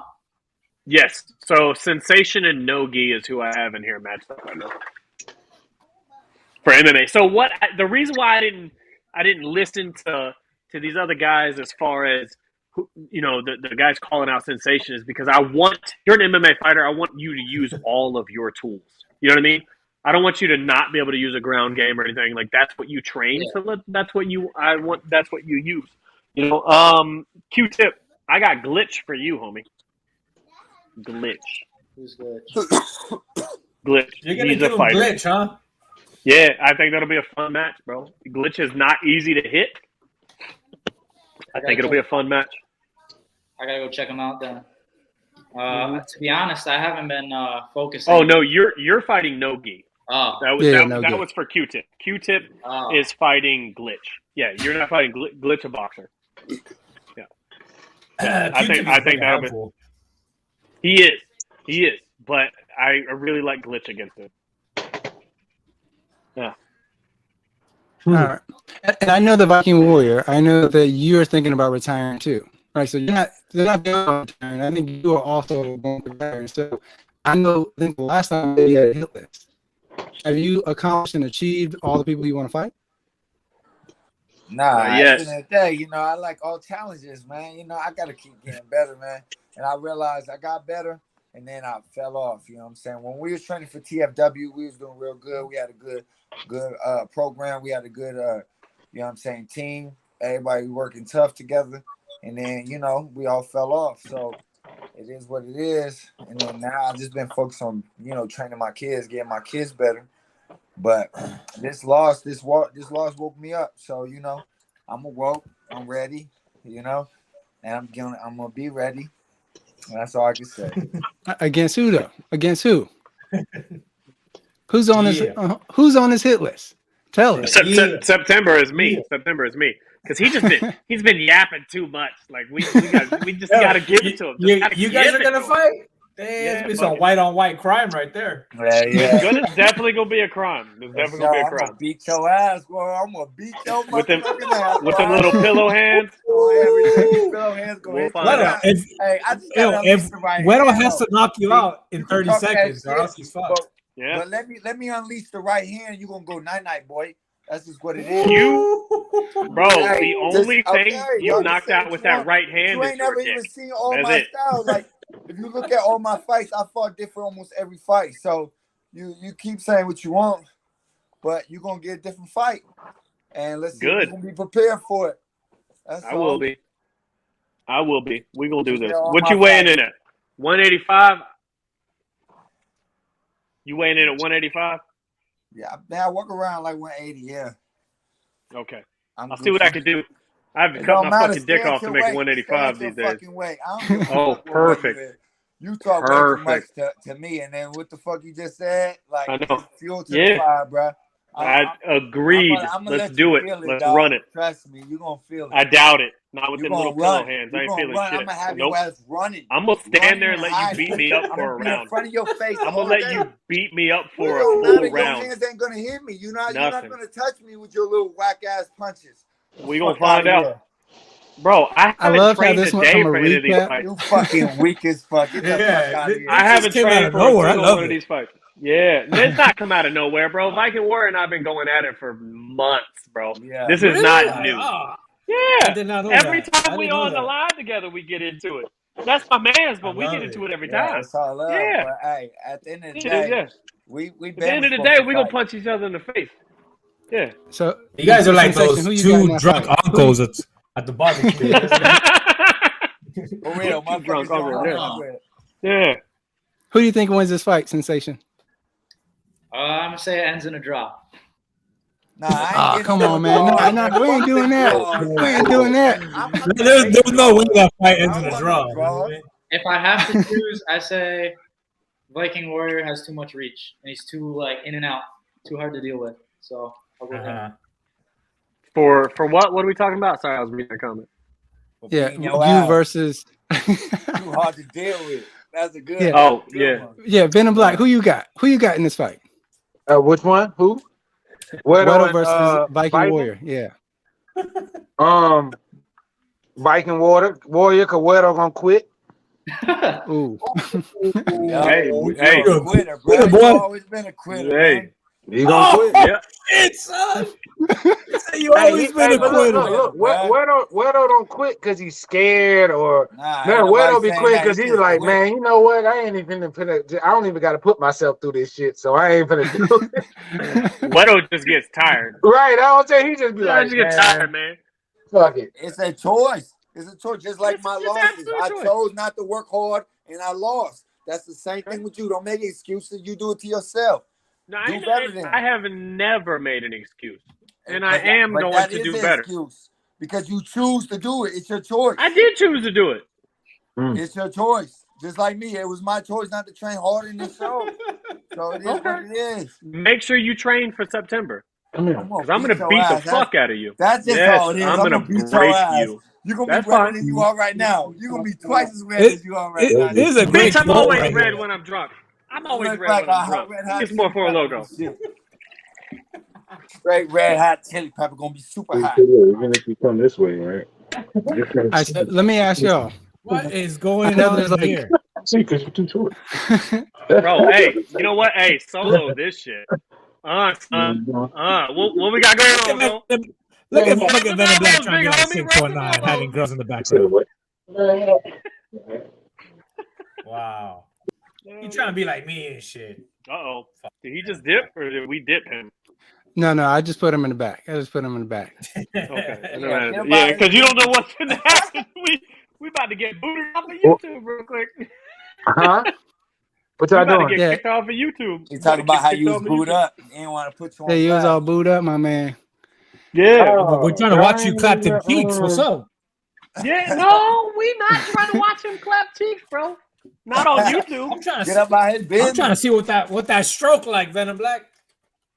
What? You saw it last year. Bro, you saw it last year. He stroked all over you. That is true. Hey, no, but I do got this new move. I do got this new move when I put my leg up. I just don't know what to call it. It's called the leg up. I'm gonna hit you with the stanky leg. You put a stanky leg. Stanky leg with a stanky dick. You talk about Hey, yourself? but look, hey, look. So if I fight 619, if there's anybody left, they better speak within that process, because I'm only gonna do 2 more fights if I decide to do another one. If I do another one, it's gonna be 2. I think the other person's in the room. I think the other person's in the room. You know what I'm saying? There we go. Disrespect, but I fight you just on some, on some real hood shit. Boy, I knock your ass out. Sit the hell up. Here we go again. You ain't knocking nobody out. Viking Warrior, I would knock your ass out, and you know it. And I heard you know it, Viking Warrior. You crazy. You know I would knock your ass out, boy. You ain't knock nobody You out. know I would knock you out. Who did you knock out? That's tough, though. Come here, boy. Who did you knock out? That's tough. Who did I knock out? That's tough. I'm tougher than anybody you ever knocked out, so I don't know what you talking about, boy. Did you lose yet? Did you lose yet? You crazy. I finally got a loss, so now you talking? You crazy. Man, I've been. And I got more fights than you. You only got 11 fights. Get out of here. And I won all 11 of them. Congratulations. I won all 11 of them. Fuck out of here. Hey, you know who I am. You know who I am. And I got respect, but when I will knock your ass out. I will knock you the fuck out, and you know I will. I fought tougher dudes than Who we got in this fight? You first. Who you got? I've never been knocked out. That shit cracks me up, bro. I'm about to fall asleep laughing, bro. Boy, hey, look. Hey, you who you gonna got? fall asleep, all right, Crazy. Hey, you gonna fall asleep, all right, bitch. You crazy. You gonna fall asleep right in the ring, bitch. That's all I gotta say. I wish you would. Hey, look, boy. Hey. Now, Viking, you know you don't want no smoke, man. Hey, look, you tough as hell. Hey, you tough as hell. I see you tough, bro. You tough, but I'll beat your ass. I'm telling you. Hey, if you do beat me, congratulations. But I don't. Well, thank you for the congratulations, the early congratulations, I just don't see it. It's just not in my. You ain't gonna see it either. Nah, because he can't pay to get out here. Hey, he can't come out here. Ain't nobody. You ain't going to the East Coast. He ain't coming to the West Coast. Come on, y'all. Y'all know that shit ain't happening. Hey, Talking all that shit. Listen, I ain't trying to start no shit. I'm just trying to tell him how to knock his ass out. That's it. I don't want no Viking problem. Warrior, you got to go to the East Coast to fight this man. Good luck. Yeah, because Venom Blacc is in airplanes, bro. He ain't getting on the airplane. We can meet in the middle then. You know what I'm saying? I'm trying to go back home. No, anyway. that's what happened. You got to go to the East Coast to fight this man. Yeah, you'll have to fly to the East Coast. Yeah, I love the East Coast. Shout out to East Coast. Anyway, after I knock, I'm probably, you know what, 6-1. I don't know if I want to knock you out. I don't even know what round I would want to knock you out in. Nah, if you didn't the first time, you ain't gonna knock him out the second time. Yeah, sure. I mean, if you couldn't knock me out, Yate out with week later. That was a year ago. That was a year ago. Him into a fucking bobblehead, bro. He was like that. That was a year ago. For 5 rounds, you tuned him I'm up. a year better. You laid into and you're him. gonna be and now you're talking about you're gonna be 165. So those punches ain't gonna be shit no more. You know what I mean? Boy, I don't know what kind of 165-pound fighters you have ever fought in your life. But a between lot. He loves between fighting 160 and about 175, those guys really, really, really hit hard. Yeah, when you talking about pro. When you talk about professional level, Yes. That's what I'm talking about. I spar pro level people because people like you and you, motherfucker, y'all can't hurt me. Yeah, I hurt y'all. I don't even have any sparring partners anymore. Feel it. My why sparring you should come partner is out West Coast. 270 pounds for a reason. Feel it. And you think how much you weigh? 185 and you about 200 and something. You see the difference? What I'm saying? So if the more right now at my level right now, as I go down in weight, I hit harder, not lighter. Hey guys, check out the Wero and the Mexican Cups. I love the intermission. Intermission. Yeah, that's dope. Yeah, intermission. Hey, I didn't appreciate the experience, man. That's all I gotta say, man. Oh yeah, Viking Warrior, you know you're always welcome. I just gotta talk my shit. I'm gonna pop my shit anyway. Yeah, it's all love, baby. You know what time it is. That's so what Viking Fair Warrior Play does, whenever bro. y'all He see fires him. If he people up. wants some goddamn smoke, it's plenty of goddamn Rillos around this bitch somewhere. Babe, what kind of gas you got right now? What's that? What you got? Yeah, make her clap real Gelato. quick. She said she got gelato over there, so it's plenty of smoke to go around. Yeah, let's get Bro, is that what y'all call it these Word. days? We What? call it, It's gelato. Y'all, that's what y'all call it? We just call it Gelato pussy is at my house. We call it pussy at my house. No, what the fuck? What the fuck is that? What is he talking about? Oh, my bad. Good. I'm gonna just drink. I'm gonna drink this Sport Yeah, Loco yeah. right now. He's this just for a logo, drunk yeah. Uncle Wero, you know what I mean? Right. Listen, bro. Uncle Will. Oh yeah, Uncle Wero. Fuck you guys. Anyways, hey. Yeah, for real. Sensation just chilling, bro. Hey man, Yeah. free smoke really on your helmet, Sensation, man. You need to whoop his ass, man. On everything. Who's asking? Yeah, I free mean, smoke. If you bro. available, Free come Smoke- on the show. Hey, Free Smoke said he wanted to fight you in MMA, but that's a terrible idea because MMA? Free Smoke ain't got no ground game. Yeah, Free Smoke ain't got no ground game. He has From no what I heard, fight. he's What are you practicing. talking From what I heard, he's practicing. He is correct. That's That's fine. not good enough. But if you You gotta haven't be used practicing. it, I'm not going to put you against a dude as good as Sensation if you've never even used your ground game in a fight before. Like, come on. With that, Yeah, that really don't make no sense. Like for real. It don't make any sense. Like, you're a Are you Muay a Thai wrestler? guy. Sensation, Yeah, are get you a some- wrestler or a jiu-jitsu guy? I'm just kind of well-rounded. Like I don't specialize in anything. Ooh, he said I do everything. God damn. Yeah, this yeah. motherfucker's If you watch his fight, it's kind of like free form. Yeah, I mean, I don't have formal training, so it's like I watch jujitsu instructionals and I work like kicks on the heavy bag, and then I go try it in the yard. So, I mean, someone who specializes in something, there's a good chance that he'll beat me, especially because he's bigger than me. So, I would have Quick question. size to fight him. Why is Free Smoke talking shit about Glitch and Q-Tip? I don't understand what he's trying to say right here. Like, why He is that a says bad that's a matchup? trash matchup. He says it's a really bad matchup. Yeah. I understand, but why is it a bad matchup? It is a very bad matchup. I agree. You should Why? feed him your boy Juice. No, I think it's a good matchup. Yeah, we can talk about that. Technical Talk about boxing. later. Yeah. Let's talk about We'll talk about that sensation. later. Sensation. What's up, my man? What's Yeah, up? fuck you, Free Smoke. Free Smoke is calling you out. Battleborn is calling you out. Do you have any interest in fighting those guys? And what do you think about them? I mean, no disrespect, but I don't know who Battleborn is. But The only reason you know is Free Smoke because Free Smoke won't shut the fuck up. yeah, He said he's never heard of you. Layup. Hey, what for a weight while. are you, Sensation? I mean, I respect what he does, and he's real good in the clinch, especially in kickboxing. So if I fought him, I would have to put on weight, and it would be a minute. Like I would want like a training camp with some Muay Thai guys for that, because I know I'm tough enough and shit like that to fight. What up, Drake? But he's got the experience, and like I don't want to just get clinched up and beat up. Like, I'm ready for that. Like That's Battleborn. Ivan Hernandez. Battleborn, Zyton Hernandez. Yeah, that's his Yeah, Christian that's name. him. You can look him up. His government name, everything. You got it. I don't give a shit about anyone who has a meme as a profile pic. So. Oh, damn, Battleborn just kicking you in the nuts. Why you gotta do my man's like that? Battleborn. I like me some Battleborn. I didn't do him like That- nothing. He did it himself like that. So Battleborn one of the coolest motherfuckers in the world, though. I'm not gonna lie. Yeah, he is. He really is. Yeah. Hey, somebody else do me a favor and read that one. I can somebody read that one? Face, who are these?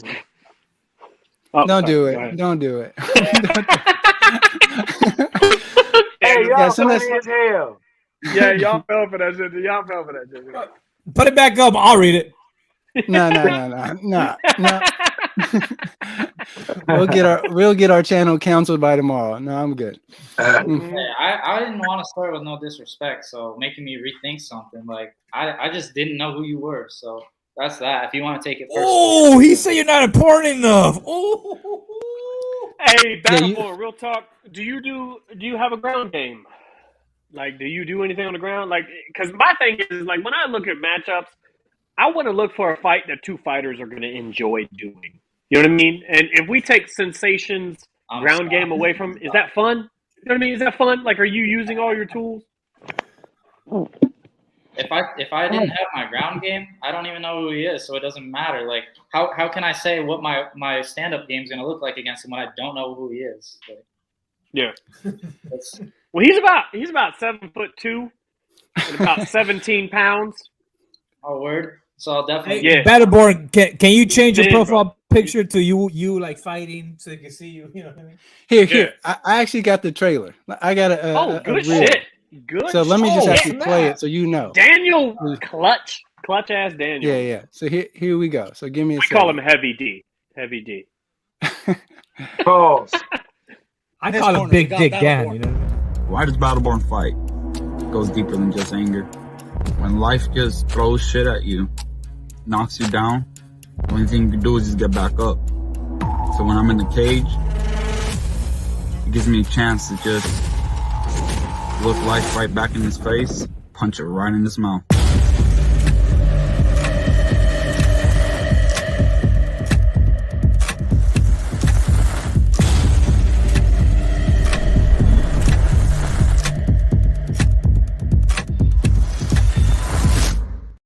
And a 6? Ooh, that shit was fun. Bro, that shit already got me hyped to see another Battleborn fight. Yeah. So what do you thought, Sensation? What you think about that, Sensation? What you think about that? I've been saying from the start, I didn't mean it disrespectfully. I didn't know who he was. Yeah. But I have seen him fight before now that I saw that. And Sensation. He 9-6, bro. He 9-6. He ain't got no worries, bro. He ain't got no worries, bro. I mean, how big is he? What's he walking around at? Like, how tall is he? I think 155. He's like 6'2", 6'3". So how is someone going to call me soft, but they're going to call me out, and I'm 20 pounds lighter than them? That's pretty sad. Uh-oh. Oof. Write that down, Battleborn. I'm trying to fight Amy at 125, and someone 155 is telling me I'm soft, running their mouth. Yeah, that's a good point. And, I mean, actually, you know what? Free Smoke's like 155, too. Hey, Sunshine. Point proven. Yeah, I mean, so you said 125? I want to fight at 125, but I mean, there's no point in going that low, especially for street beef. So I kind of float between 130, 135. Like right now, my Amy fight is at 135, and I'm trying to gain weight because I'm like 133, 134 right now. Yeah, all right. Hey, Battleborn, you do not have any weight to cut, bro. Stop. You need to gain weight. You're fucking 6'3". Like lift heavy shit and put it back down and eat a lot of food. Yeah. Jesus Christ. Like I could see his spine. Every one of his fights, I could see his spine from the front. From the front. He said like, he eat something on me. words for Men in Black. Yo, he just said he's so damn skinny he can see his spine from the front. He can't. Don't get me twisted. I love me some Battleborn. But this ain't the fight. It's not that serious. Go fight. No, listen. Battleborn is very tough. But I'm just saying, as far as Sensation though, like Sensation is a pretty good fighter, bro. Like no cap. So I don't think he would have nothing to worry about like that. But the long limbs of Battleborn, if Sensation get him on the ground, I think it's gonna be a problem for Battleborn regardless. But I guess y'all saying it would be like a kickboxing match. Is that right? Yeah, I mean, okay, so Battleborn does kickboxing and boxing. That's why I asked him what his ground game looked like, because there's no point in matching him up with an MMA guy if we've never seen his ground game. Like, Free Smoke the same way. Free Smoke the same way. Like, I respect the fact that you're training. Trying to take an MMA fighter and bring it into their sport. Like, why don't you take a step into my world? Like, even just the threat of me especially if he's the bigger fighter. You know what I mean? Like, come, you know what I mean? Come see Sensation in his element, so it can be even if he's a heavier fighter. Make it something. Make it make sense. Yeah, no, I didn't fumble the matchup. You were just never thought about in that. Yeah. I mean, like, you have, like, Free Smoke, don't be wrong. Like, if it was an MMA match or kickboxing match, my first thought is Free Smoke around 155. The thing is, like, but it's not. It's MMA. I'm not scared like that, so I'm not gonna be the guy who's just gonna run out and shoot for ankles immediately. So, like, I respect Free Smoke a lot more than Battleborn, just the way he's talking to me. So, I mean, if I fought Free Smoke in MMA, like, we'd definitely have our fun on the feet, and I think it'd be fun. But I don't know. It's not something that's like too exciting for me right now. Obviously, I said yes to the fight against Nogi. Like Nogi, yeah. But Nogi's an MMA guy too. Yeah, and then I want to fight Manu because I want to try to get 4 belts. So I mean, that's like my thing right now. So I mean, anything outside of those is like a secondary thought. So makes sense. Like, Nogi is an MMA guy. Yeah. He's in your weight class, and he can be here. So those are the important points right now. Like, a lot of people are traveling, so that hampers a lot. But yeah, and Nogi does. Hold on. Oh, sorry. Yeah, Nogi absolutely trains grappling. Yeah. Yeah. He's an MMA fighter. He trains grappling. Yeah. Nah, Free Smoke, you're not getting this fight, bro. Like, there's no point. I'm still working on finding a kickboxing match for him. So, Sensation, if you know anybody that likes to do kickboxing around 155, why doesn't he fight the guy that I just fought for the kickboxing title? Because truthfully, that dude was a better striker than me. I just got my shot. Like, I timed my shot well. And he's 150, so that would make sense. 150 versus 150. Who was it? Who was it? Crimson Coleon. He's like a Muay Thai guy, so that would make a lot more sense. I'm going to hit you up in a few hours. By a few hours, I mean tomorrow sometime, and I'm going to see if I can get his name and his Facebook if you happen to know, and then I'll check it out for sure. Yeah. Yeah, that would make a lot more sense to me because that's the same weight, and that dude was a lot more technical and striking than me. Like I said, I just timed that one shot, and that's all I needed. Yeah. But he's a good player. Yeah, Free Smoke. I don't care. Like, hey, look, like this whole thing right here is all competitive, but the truth be told, I would take Street Beef organization and put it against any organization in the world, as far as combat wise, and I know we're gonna come out on top. Nah, that's a terrible idea. That's a terrible idea. Nah, that's a beautiful idea. I mean, there are some other fight clubs, and so I would say that certainly if there is an opportunity. Is he talking about? Sorry. No, I think he's talking about just fight promotions, period. But what I mean, I'm like, saying, if you take a 10, if you just take our top 10 guys in Street Beef against any top 10 in the organization, and I mean, I ain't gonna say like professional, like UFC, because we're not trying to fight Conor McGregor and them. You know what I'm saying? So you're talking about Emmy. Yeah, anybody. Yeah. Okay. No, I don't fuck with that at all. Like, top 10, yeah, sure. But Wero, you're not in the top 10. You're not. No, I never said that. I know. So don't worry about it. We're not talking about you, bro. I know, but that's just I don't know, man. Top 10 in any organization, yeah, we can compete absolutely. We can compete absolutely. But to say that we so which one you think I mean, like, out of all these organizations, like, just whether it's backyard, whether it's the Fondo League, you know what I'm saying, or any, I mean, I don't know. It's only like 5 exactly. of them. You don't know. No, I'm saying it's only like 5 that are making any noise. Name one. I think name one. Like, top 10. Go ahead. The average amateur or something like that beats the average guy in Street Beefs, but the upper echelon of Street Beefs beats like the upper echelon and the average amateur. Like, the Street Beefs champions could be amateur champions. Yeah, that's correct. That's why I said the top 10, not like, I mean. I disagree. You think so? You take, yeah, and the reason is, and I'm not hating on anybody, but I'm going to use a couple people as examples. Okay, Wok Lobster is one of the nastiest motherfuckers that we have seen as far as fighting. He's game to fight anybody. He subs people in seconds. When he went out there, he fought UTI, locked him up in the first round. You know what I mean? He's really, really nice. What is his amateur record? It's not that great. You look at the upper echelon of the amateurs, he gets beat. He just got knocked out. You know what I mean? No hate to Walk Lobster because he's very good at what he does. But that's a whole different world right there, okay? And you can ask anybody that's fought on the amateur circuit. I fought on the amateur circuit and just got tuned the fuck up half the time.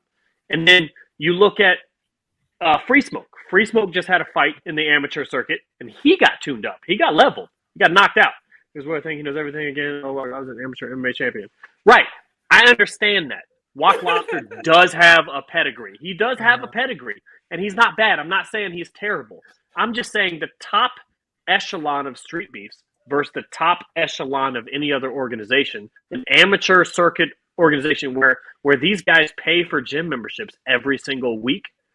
No, I don't know that I don't know that we win every fight. I'm not talking about backyard fighting. I'm not talking about like USA boxing though. I'm not talking about USA boxing. You understand what I'm saying? Like, no, I don't. Yeah, but that's what I'm saying. Like, Street Beef ain't USA boxing. I already know that there's a certain level in amateur boxing where you become elite anyway. You can go pro anytime. Correct. You can be considered a pro level fighter as an amateur. You understand what I'm saying? So really all you waiting on is a federal card to say I'm ready to go pro. That's it. There's a difference in there. I understand that, but I wasn't talking about like USA boxing. I was talking about. If you're talking about other like fight organizations like us, absolutely, I'll pit Street Beefs against anybody. Yeah, that's what I'm saying. But like you said any organization. Like you look at who somebody put a Beach up there. Okay, Beach is 2-5 in sanctioned MMA. Beach is hands down top echelon of Street Beefs. Like he's definitely OG Street Beefs and could put him against anybody. And we probably all bet on Beach. Not anymore.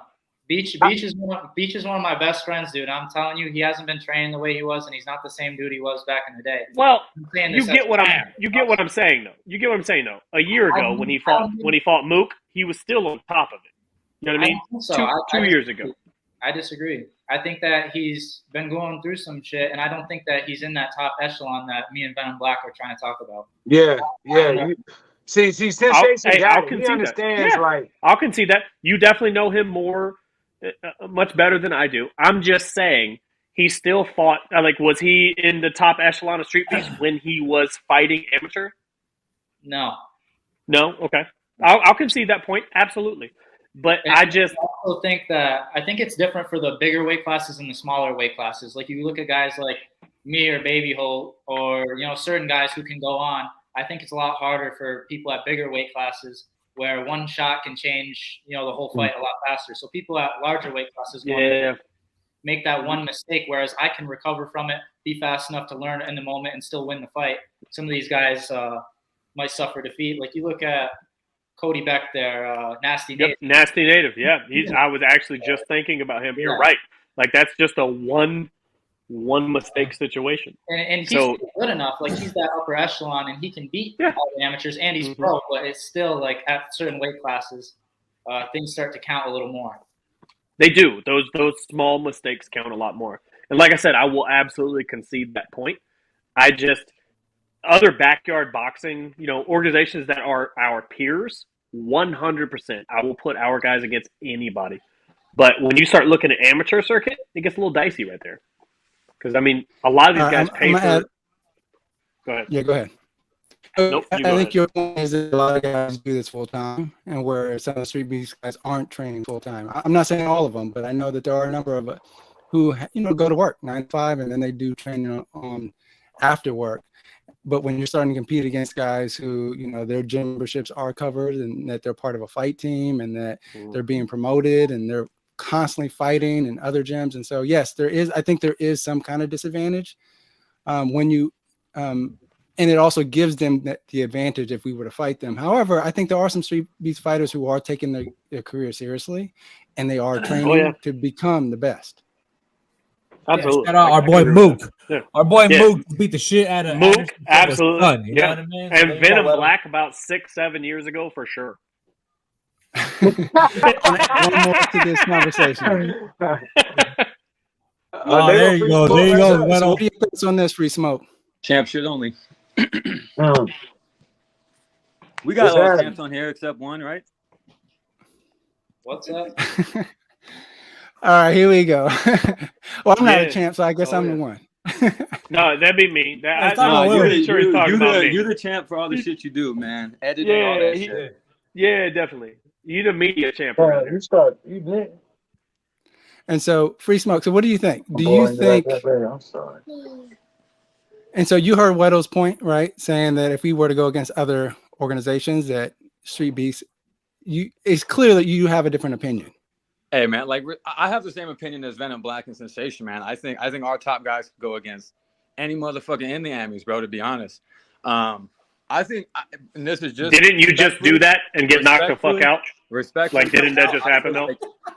Like I said, respectfully coming out, I think Wero is just projecting his own feelings about his situation, maybe, and maybe that's why he feels about himself. projecting that to us, Yeah. trying to like shit on us. That's how I feel coming off, respectfully. But it's all good, man. I'm not tripping. All of us here grind. We all trying to be the best, and we're gonna do it in the Amis, regardless of what the fuck you think or not, bro. So I think Wero's just drunk. I mean, I don't know. That would You're be not true. wrong, bro. He's Wedo's drunk a lot of the very time. drunk. That would be true. Yeah, Wedo's drunk a lot. However, like Hey, I love Wero, I'm man. just saying, like on the amateur circuit, once we make that leap, that's a different fucking breed of people.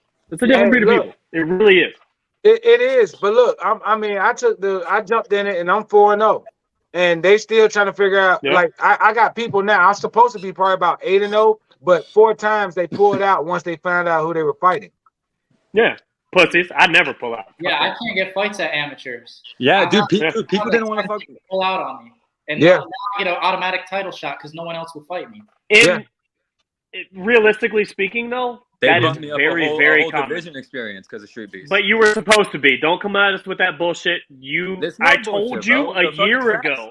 I told you a year ago you need to disclose your Streetbeefs fights to the USMTO, wasn't- and you go, "No, that's bullshit. They won't count that."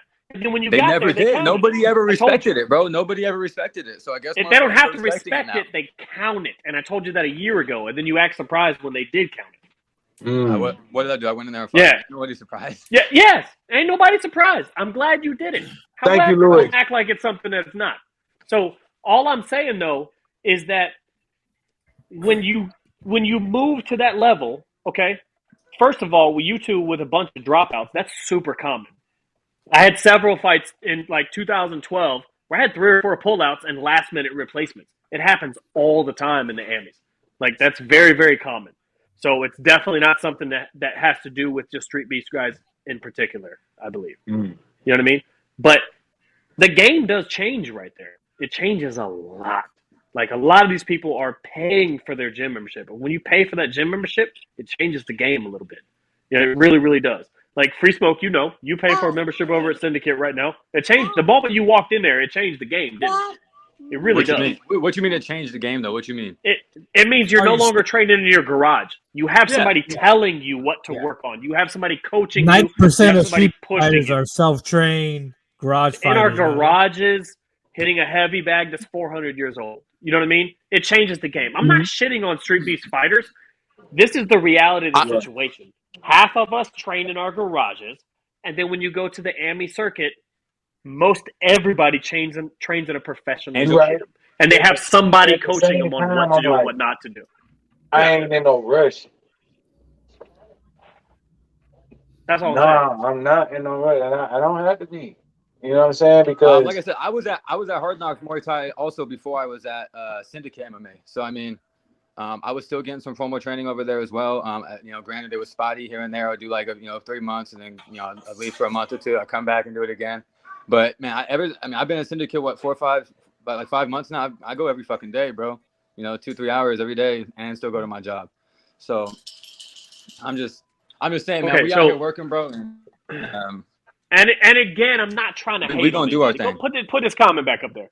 Okay, so I understand it's the heart you put into it, but if you don't know what to do and when to do it, if you haven't taken a jab and thrown 10,000 fucking jabs and made it muscle memory and had somebody coaching you the whole time that's paid to do it, okay, it's different.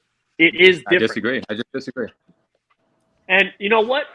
I'll concede that you're allowed to disagree because there's no. I mean, I don't have any peer-reviewed studies on this shit. I don't know. How, Peer-reviewed study. yeah, I don't know how accurate I am right now, but I feel like it's very, very different because I've trained from my garage and taken fights, and I've paid people to train me and taken fights, and I feel like there's a big difference. I feel like there's a big difference in the sense that, you know, you also have guys that do really shitty as professional fighters, and then they change gyms, and all of a sudden they're doing well. You know, that's a real thing. That happens. But that can just be sometimes from just them needing a new spot, a new location, a new refreshing thing to go into and be inspired and wanting to do those things. It doesn't necessarily just mean about, oh, like you have a coach or this and that and da. And yeah, you showing sanctioned amateur fighters way too much respect, bro, in my opinion, dog. Like they're literally on the same level as us, bro. And the fact that you think that they're so much higher, like literally blows my fucking mind. I did not say so much higher. I did not say so much higher. You disagree with us. They are, in my opinion, they are a level up. They are a level up. Yeah. In my opinion, they are a level up. Yeah. Maybe a level Prove me up. wrong. Prove me wrong. In April, go back to that Muay Thai tournament. I'm already signed up. And take that. That's what I'm saying. Prove me wrong. I'm already signed up. I will publicly apologize. I will publicly apologize. I got an Emmy fight in AZ next month. If you win it. Yeah. Good. I will. With who? Where at? Rage in the Cage, Arizona. Okay. Here we go. Yeah. Fuck yeah. Let's see what happens. Yeah. Like I hope you win it. I would love to be proved wrong. I just feel like I do these people that go into professional gyms like you're doing right now are better than the off the couch or out of the garage guys being trained. That's all. I mean, by statistics, I believe you're right. I mean, yeah, there's parts of that are true, but I mean, if someone's working in a better way than you, you just have to be working that much harder or be that much more of a dog to beat them. It's not just because they have someone telling them what to do or something like that. A lot of it comes down to discipline. I mean, like there's things you'll learn in a gym you can't teach yourself, but there's also ways you can beat that. And it gets a lot harder, but it doesn't mean that just because you're in a gym, you're good. I know people who've been in gyms for 10 years. Facts. Beat their ass hungover off the couch. Facts. I'll concede that. However, what I will say, though, is when it comes down to knowing, like, fight IQ. Fight IQ is very, very important. You can't create your own fight IQ. Not as well as you can from somebody who knows what they're doing. That's just my opinion. I mean, I think that comes down to sparring. If you can get good sparring partners, exactly. That's all you need. I mean, hey, you guys can disagree with me. This is my opinion. You guys can disagree with me all you want. Okay. I mean, I don't like to brag or anything, but I think I'm pretty good, and all I've done is spar with my friends for 90% of everything I've done here. It was only this last 2 weeks that I've been going to a gym because I have an annual title fight, and I feel like the same motherfucker in the gym as I feel in my garage. So yeah, and there are exceptions to this. There's absolutely exceptions to this. You might be one of them. All I'm saying is that the guy who goes to the gym and pays for a coach is overall going to advance faster than a guy training out of his fucking gym by himself. That's like, true. Look at how many elite fighters do we have in Streetbeefs? Like, elite fighters. You know what I mean? Every branch has got how many? You know what I mean? But how many fighters do they have? And then you go to they let everyone fight, bro. What do you mean? They let everyone fight. That's what I'm saying. Yeah. So it kind of goes against what you just said. They let anyone fight, bro. Anyone can get off the street and get a fucking fight in Streetbeefs, bro. Yes. So that doesn't. And I like that. Which part's not true? Which part's not true? You gotta be more specific. Yeah, remember, Wero's drunk. Remember, guys. No, I mean, look, like, yeah, I mean, Venom Blacc agrees with me to an extent at somewhere. Yeah, I agree. I see where you're going, Wero, only because I have coaching, and I have sharpened what I've already known. Like, there's some things in it that you can go and get a coach for that you can get better with, but there's also things that coaches cannot teach you. Yep. You understand what I'm saying? Correct. Like, he can't correct. Give you heart. That's the part Sensation is talking about. Like, he can't, there's some grit and stuff that he can't give you.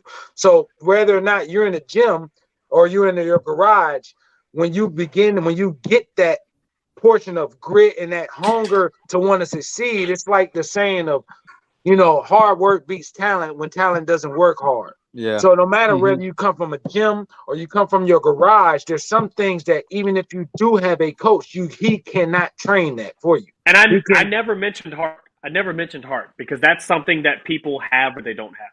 What I mentioned was fight IQ. Okay. Proper form, what to do, when to do it. You know what I mean? That's what I'm saying. But you did have a coach. His name's Wade. That can also be trained in the garage because most of that fight IQ comes from pressure. You understand what I'm saying? Like when somebody's punching at you, your fight IQ, is it going to be activated or turned off when you get hit? Okay. You know what I mean? That part is where it's like, I see what you're saying and I see what Sensation is saying at the same time, but more so, I understand when you get a professional that has done this before, you're always going to have an advantage because you're going to absorb the information a lot quicker, and you're going to the worst thing I found about when you go from your garage to a gym, right? The worst thing that can happen is you're a form of habit. You might be able to throw 1,000 punches versus the dude that's in the gym only being able to throw 500. But because you throw those 1,000 punches incorrectly, those 500 punches are going to have more efficiency. Yeah, and that's what I'm getting at. Is I understand that proper form. Yeah. Now, and I agree with Sensation. I don't disagree with him. Like we don't lose heart because we fight for street beefs. Like you have it or you don't. Period. What you gain when you go to a professional gym is all that knowledge gets imparted to you fairly quickly. You don't have to spend 7 or 8 fights learning it. You know what I mean? Mm-hmm. I mean, I think we all agree that it matters. We're just, arguing about how much it matters.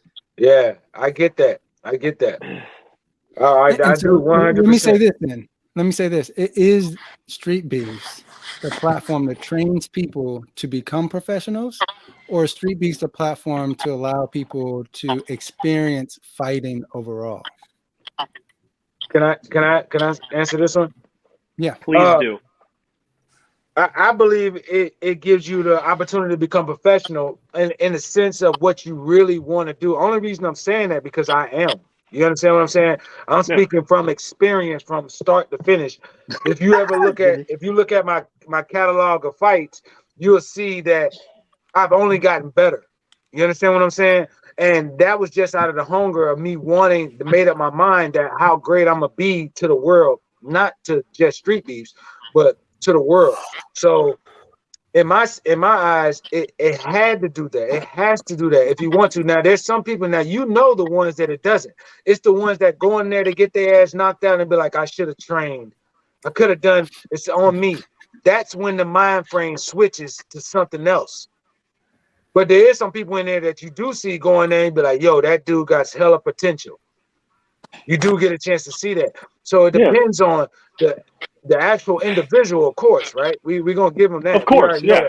It's going to depend on that individual, but the opportunity of experience and understanding what you need to work on is what's going to benefit you in the long run with Street Beefs. You go out there and get knocked out, you're going to learn, it's probably best you put your fucking hands up and stop watching UFC so much. Get your ass in the gym. You know what I'm saying? Right. Like, some people watch this shit on TV and be like, whoa, like, what the fuck happened? You know what I'm saying? And realize when they get hit, it don't work like that. So it just depends on the type of character that they bring to Street Beef prior to combat. Combat is not going to give them that. Combat's going to give them a reality check of what they already are. Yeah, I love that answer, and I also want to follow up with this question. Then the question that I have is, then does Street Beefs already have the mechanisms to help people go pro? If that is the case, and I think this is timely because we have Bushido and Tiny Tank here who run a branch and are probably thinking about this question all the time. And so what mechanisms do they have in place? And if they don't have anything, what can they do to build those things out so that we can help people transition from fighting in the backyard, fighting in in the cage to actually transitioning to a professional MMA or boxing profession? So I just want to do a quick take on it, if you're cool with that, Tank. Yep. Man, if you take the question, if you look at Street Beefs, we're based with social media. You know what I'm saying? So, if you're a Street Beef, this is advice to you. If you want to make anything of a career of anything fighting, you start building your social media presence. You know, use Street Beefs to build that presence, and then slowly through time, you know, you'll make it through Street Beefs, and you'll go to Amis if you choose, and then you'll make it to the pros. And as long as you've been growing your presence that whole time, then you're going to be so far ahead of every game. You know what I'm saying? Because Street Beef is such a strong social media that you got to take advantage of it. You know what I'm saying? You got to build it. I guess Baby is a really good example. You know, he has strong following on YouTube. He has a strong following on Instagram. He's really popular on Street Beefs. You know what I'm saying? I think that's the model to follow is someone like Baby Hulk. Okay, good question. What about you, Tank? What are your thoughts on it? So, like, just on how to transition from Street Beefs to the Ami circuit, is that what the question was? Yeah, like, do we have the mechanisms within Street Beefs to help fighters get there? Yeah, heck yeah, dude. And honestly, I think just starting off with Street Beefs gets you to, like, decide if that's what you want to do. And if anybody, I think any of our fighters, if they decide they want to do Ami, as long as they're not like lazy and shit, they can get into a gym and they can take some Ami fights.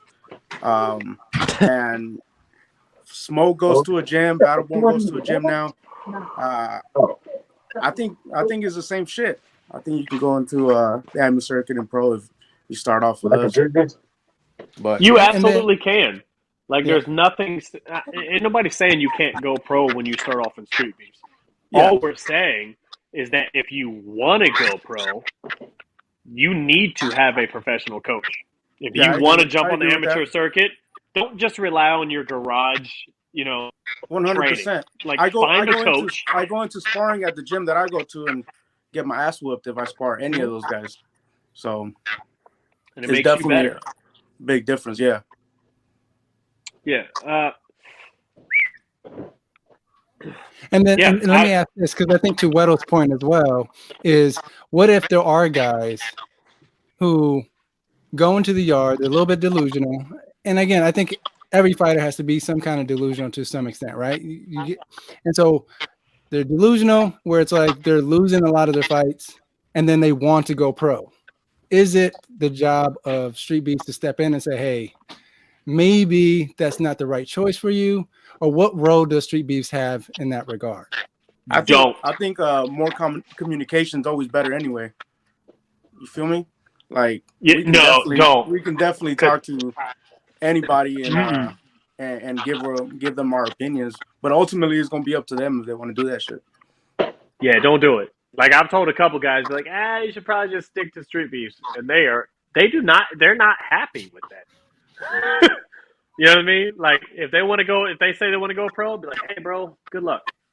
Let them go pro. But there's a couple guys like that are like 40 years old and like, I'm gonna go pro. I'm like, it's probably not a good look, homie. You know what I mean? Like, just nail 50 more fights in Street Beefs and then call it a day. Yeah. Don't go pro at 38 years old. You know what I mean? Like, what do you get? 2 pro fights? You made $500 and now you can never fight for Street Beefs again. Like, for me, at 40 years old, it's quantity over quality. You know what I mean? I'm not gonna make $1 billion fucking dollars fighting. So I'd rather just get a bunch of fights where I just get my ass whooped. Fuck it. Huh? Yeah, that was a joke at the end there. But it's just quantity over quality. Like, you can get paid $1,000 a month, Wero, get your ass beat, you know? Just like you do in your fights, you know what I mean? Yeah, all day, son. All day. Yeah. It's all good. We setting up your ass whooping in March right now. There's some kid that would love to go 1-0 on your face, man. No, fuck yeah, bro. Somebody's in my DMs every day talking about how they want, Drew, bro, let's go around. I'm like, okay, let's go around. Daniel, who's that bum in my reel that be talking about he want to fight me and shit? Who are these idiots? Who are these peasants? You know what I mean? Hey, that's one thing I want to ask y'all. Should we start getting more people from Instagram, like from the comments, and actually getting them out to the events? And like, yes, why have we not? Yeah. Why have we? I invite them all. Daniel, I invite them all. The next reel, just like who wants to fight 619? Show up next month in Vegas. Boom, you got it. Your dream come true. It'll be like a surprise match. So whoever shows up. Yeah. Until 13 motherfuckers show up. Hey, then they gonna be like, yo, I came all the way out here. They gonna be ready to fight for real. Like, yeah, I'm seeing how you fight against 13 motherfuckers. Sensational. 1 minute each, baby. 1 minute each. People are crazy, man. I heard my name. He said sensation. I don't know what he said. I don't think it's a good idea personally, because one, if you try to confirm someone from Instagram and you don't know who they are or whatever, chances are they won't show up. Or you could get a bunch of people asking for it and getting pissed off. And when you don't really know who you're gonna get, like you can make a fake account on Instagram so easy. You'll get some loser there who's just gonna stir up some trouble. Yeah, that's true. Yeah, that's I think what he meant. I think what he meant by taking Instagram is getting them to the group. So if we're gonna pull people from Instagram, we're gonna say, hey, join the group.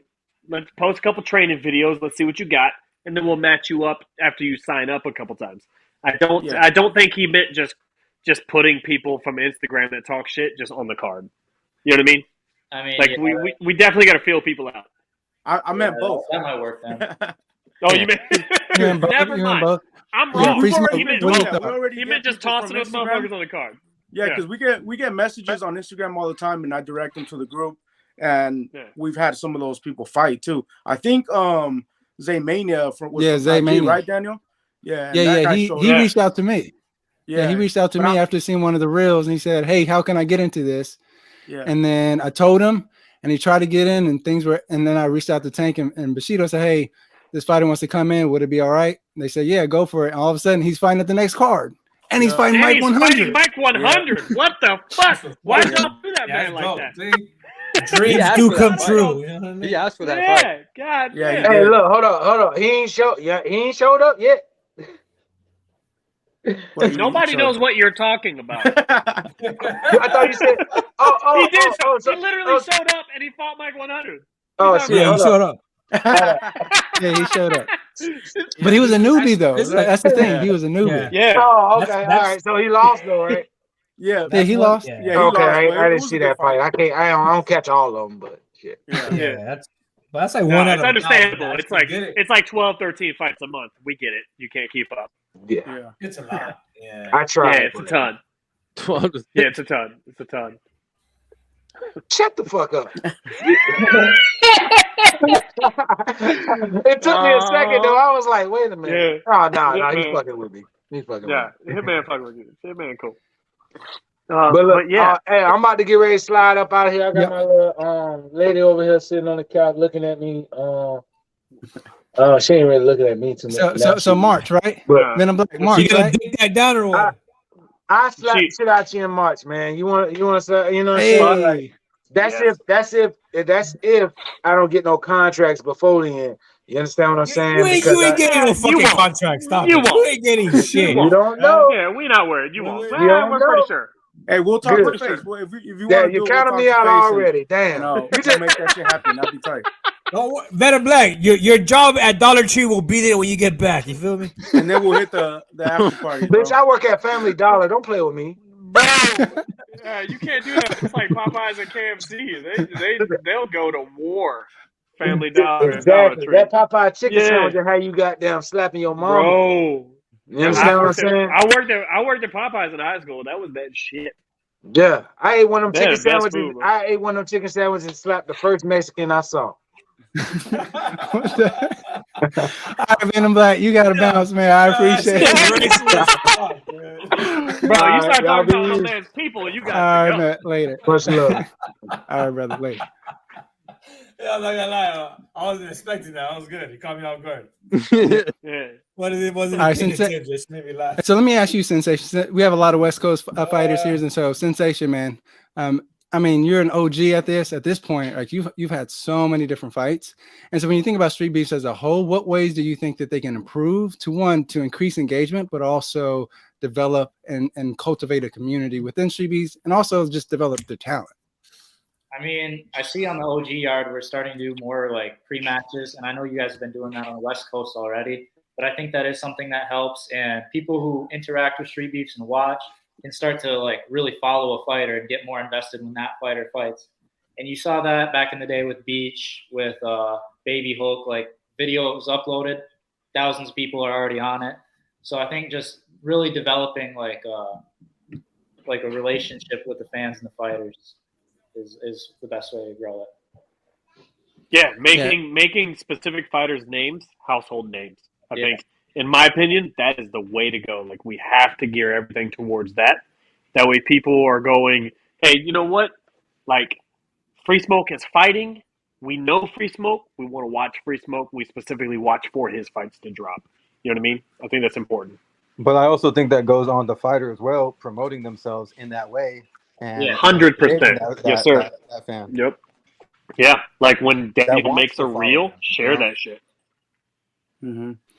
Yeah, I think oftentimes whenever I look at fighters, especially when I make a reel and I'm trying to tag them, it's like impossible to tag them because they don't have their fighter name in their name, and it's like, that's the worst. What is this? And then when I look on the reels, they have nothing. They have no posts, and it's like, all right, come on, is this even a waste? Yeah. And so I just think it's important, as we are developing content, is that you are doing the work as well, so that in tandem we can build your brand and work in collaboration. But I think oftentimes fighters just want to focus on training, not realizing that marketing is such a huge deal in this fight game. Mm-hmm. That's why I don't know if you guys noticed, but I'm messaging a lot of guys in their DMs to fill out the information I add. Like all the dudes, always in dudes' DMs. Just a bunch of just dudes. Tons of DMs, just balls deep in their DMs as much as I can. Every guy's DMs. All the dudes' DMs. Hey, if you're a dude. Hey, it's me, Uncle Wero. Run up in here. Can I see your weight cut? No videos? Big deal. Yeah, show me the abs, just to make sure you're on weight. Yeah. So. Or no. You know what? Even better. Show me your feet. Yeah, show me your feet. Make sure I'm on weight, bro. Bro, it's so hard to jerk off the feet. I can't. Are you cut or uncut, bro? So, hey, real talk. I'm always messaging fighters and saying, hey, make sure you fill this information out. Give us your IG. Give us your YouTube. Give us what you want to help promote you. Like when I'm editing this video, I'm trying to put your socials on there. So make sure I have them. It's very important. Yeah. Daniel, is that your house? That's your house, isn't it, Daniel? It is my. I mean, I live in LA, so you know. And I don't live like on the outskirts of LA. I live in downtown LA, so for sure. Yeah, you do. That's so fucking funny because. Bro, the classiest dude I know is in the hoodest fucking spot. Like the hoodest spot. Yeah. But I mean, that's my environment. I grew up in it. And so, I mean, to me, it's like normal. So I don't even think about it. I'll be in professional meetings and then someone, like, you can see people like, what is going on? I'm like, oh, snap. Let me mute myself for a second. Yeah. Sorry, I live in the ghetto. That's on me. That's my bad. Yeah. I remember we was on the phone one time and you got mugged while we was on the phone one time. He was like, no big deal. No, I didn't get mugged. But there was a fight. So he's right. There was a fight. There was a fight. Yeah, there was a fight. Yeah. Someone got jumped. Yeah, that's right. Yeah, somebody got jumped while we were on the phone. You got your car broken into, right, Daniel? Yeah, got a car. Yeah, I also had that happen. But the goddamn you woke up to your car on sticks. You know what I mean? Yeah, ghetto strong, baby. Hell yeah, bro. We was chopping it up, and I was like, "What is that noise?" And he's like, "Oh, somebody's getting jumped." And he goes, "Continue." Like, keep talking. I'm like, I was telling a story. He's like, just continue. Okay. Yeah. If we talk about it, everything in your real life ain't happening. Yeah. And I know we have Sensation. I know you're on the East Coast, and so I also want to respect time. So Sensation, we have Free Smoke here, man. Free Smoke been saying he want that smoke from you. He will come out of retirement to fight you. MMA, what's good, Sensation? Definitely sometime down the line. Like I respect Free Smoke a lot. So, you know, I get my match with Nogi, and then I have to get that match with Manu. Like that is what has to happen. I've been trying to get that for a while now. Yeah. Why didn't that happen? Yeah, what happened there?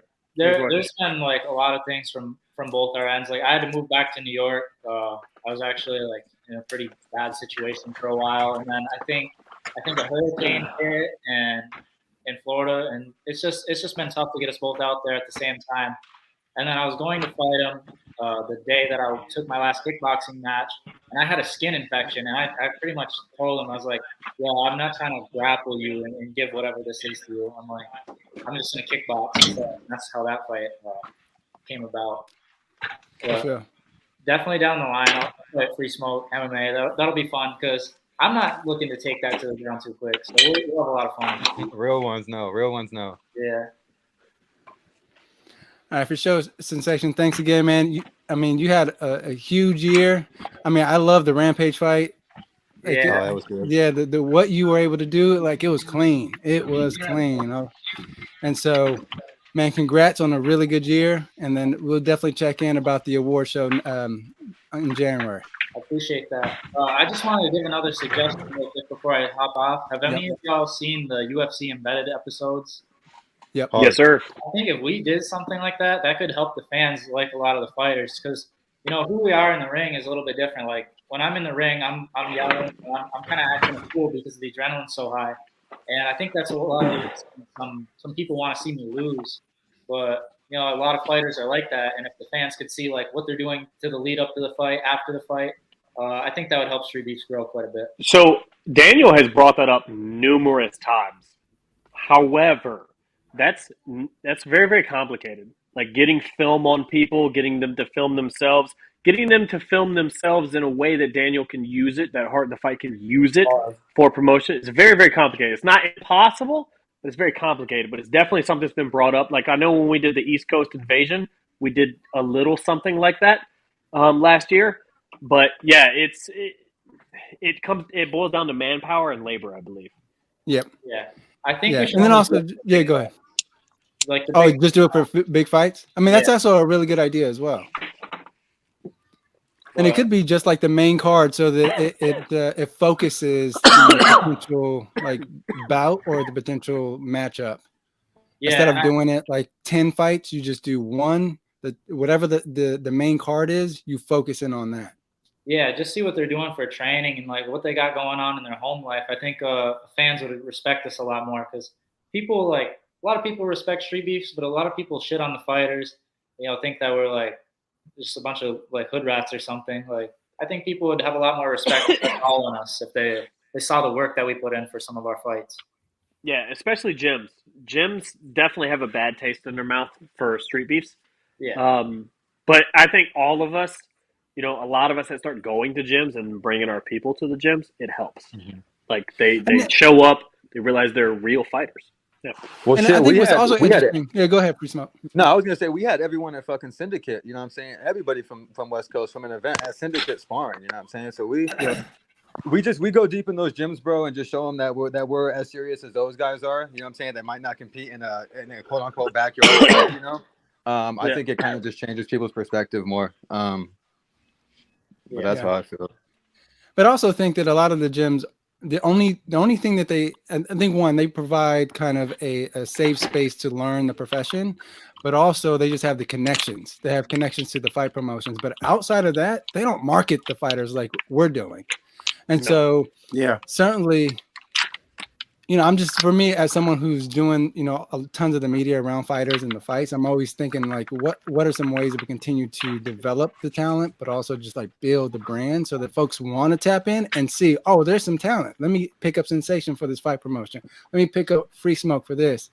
And I just know that media is going to be the thing that's going to be able to capture that. And so I think in the end is that we need not only us, I think as branches to do better job of really highlighting y'all, but also the fighters doing that work, so that so they can pick up like a Shinigami. Like the reason, again, yeah, exactly. The reason why he gets tons of opportunities is because of the views. What his video was able to generate was what his video was able to go. As a result, he gets all these opportunities. And so, what does it look like for all our fighters who are able to do that? What does it look like for all our fighters to be able to do that? Pretty much. Hey, Zay Mania already does like he has his own YouTube channel and he does like vlogs. He's got a fat YouTube channel. Yeah. Vlog type thing. So we did like a little lead up to the last event where he fought. So I think reaching out to him and getting some together would be a good idea. Somebody that already knows how to film, and then that would be like a little more motivation for fighters going forward. To try it out also, because he already does that shit. So we can do a social media lead up for his next event. Be everything.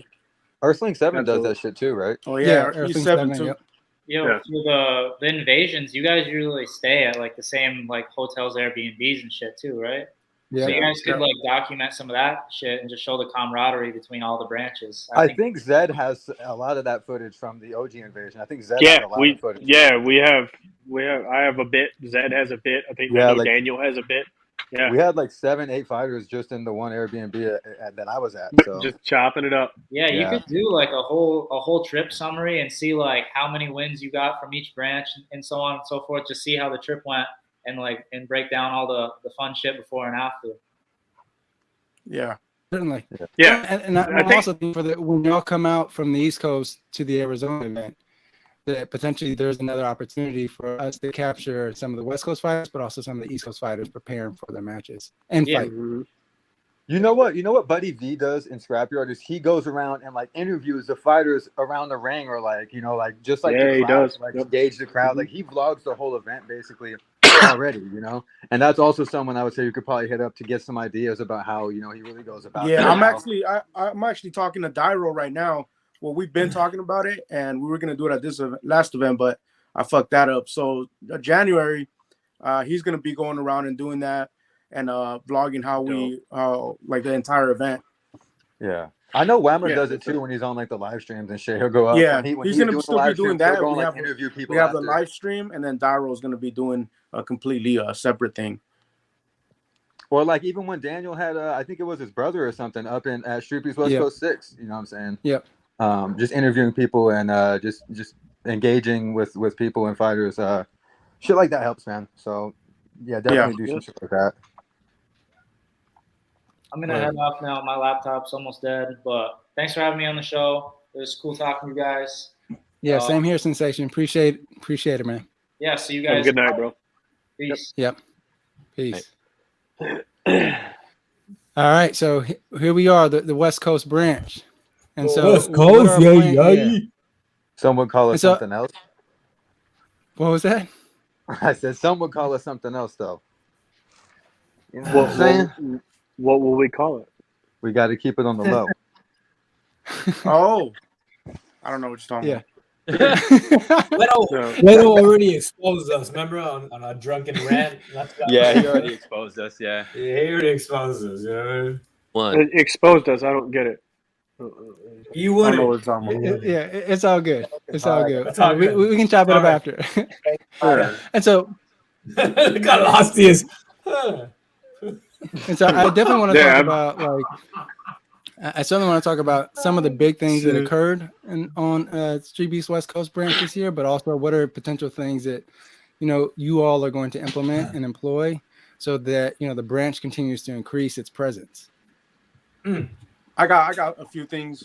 Well, Wero, Bushido, we've all been talking about just running the event more smoothly. Smoke's already on top of that shit too. So I think having like certain steps and things that we do at every single event and do it more organized is going to help fighters return, like want to come back and not be all hectic when they're there, because they're already like focusing on the fight too, so they need to feel like guided, I guess, and it's a lot easier. Some sense of stability. Yep. Yeah, that, and then like having a script for us that announce and having that connection directly to like the YouTube viewers, because they don't know who the fuck we are, and I just go in there and I'm like, hey, what's up? Like, these are who's fighting and shit. And I think we need to let them know more about Guns Down, Gloves Up, and what we're about in every video. So the person that just clicked on it just one time and doesn't have a clue what the fuck we're doing can understand more. And I think that's going to drive like subscriptions and views up for sure. Okay. So whoever's introducing fights, are we going to put together some sort of script for them to read?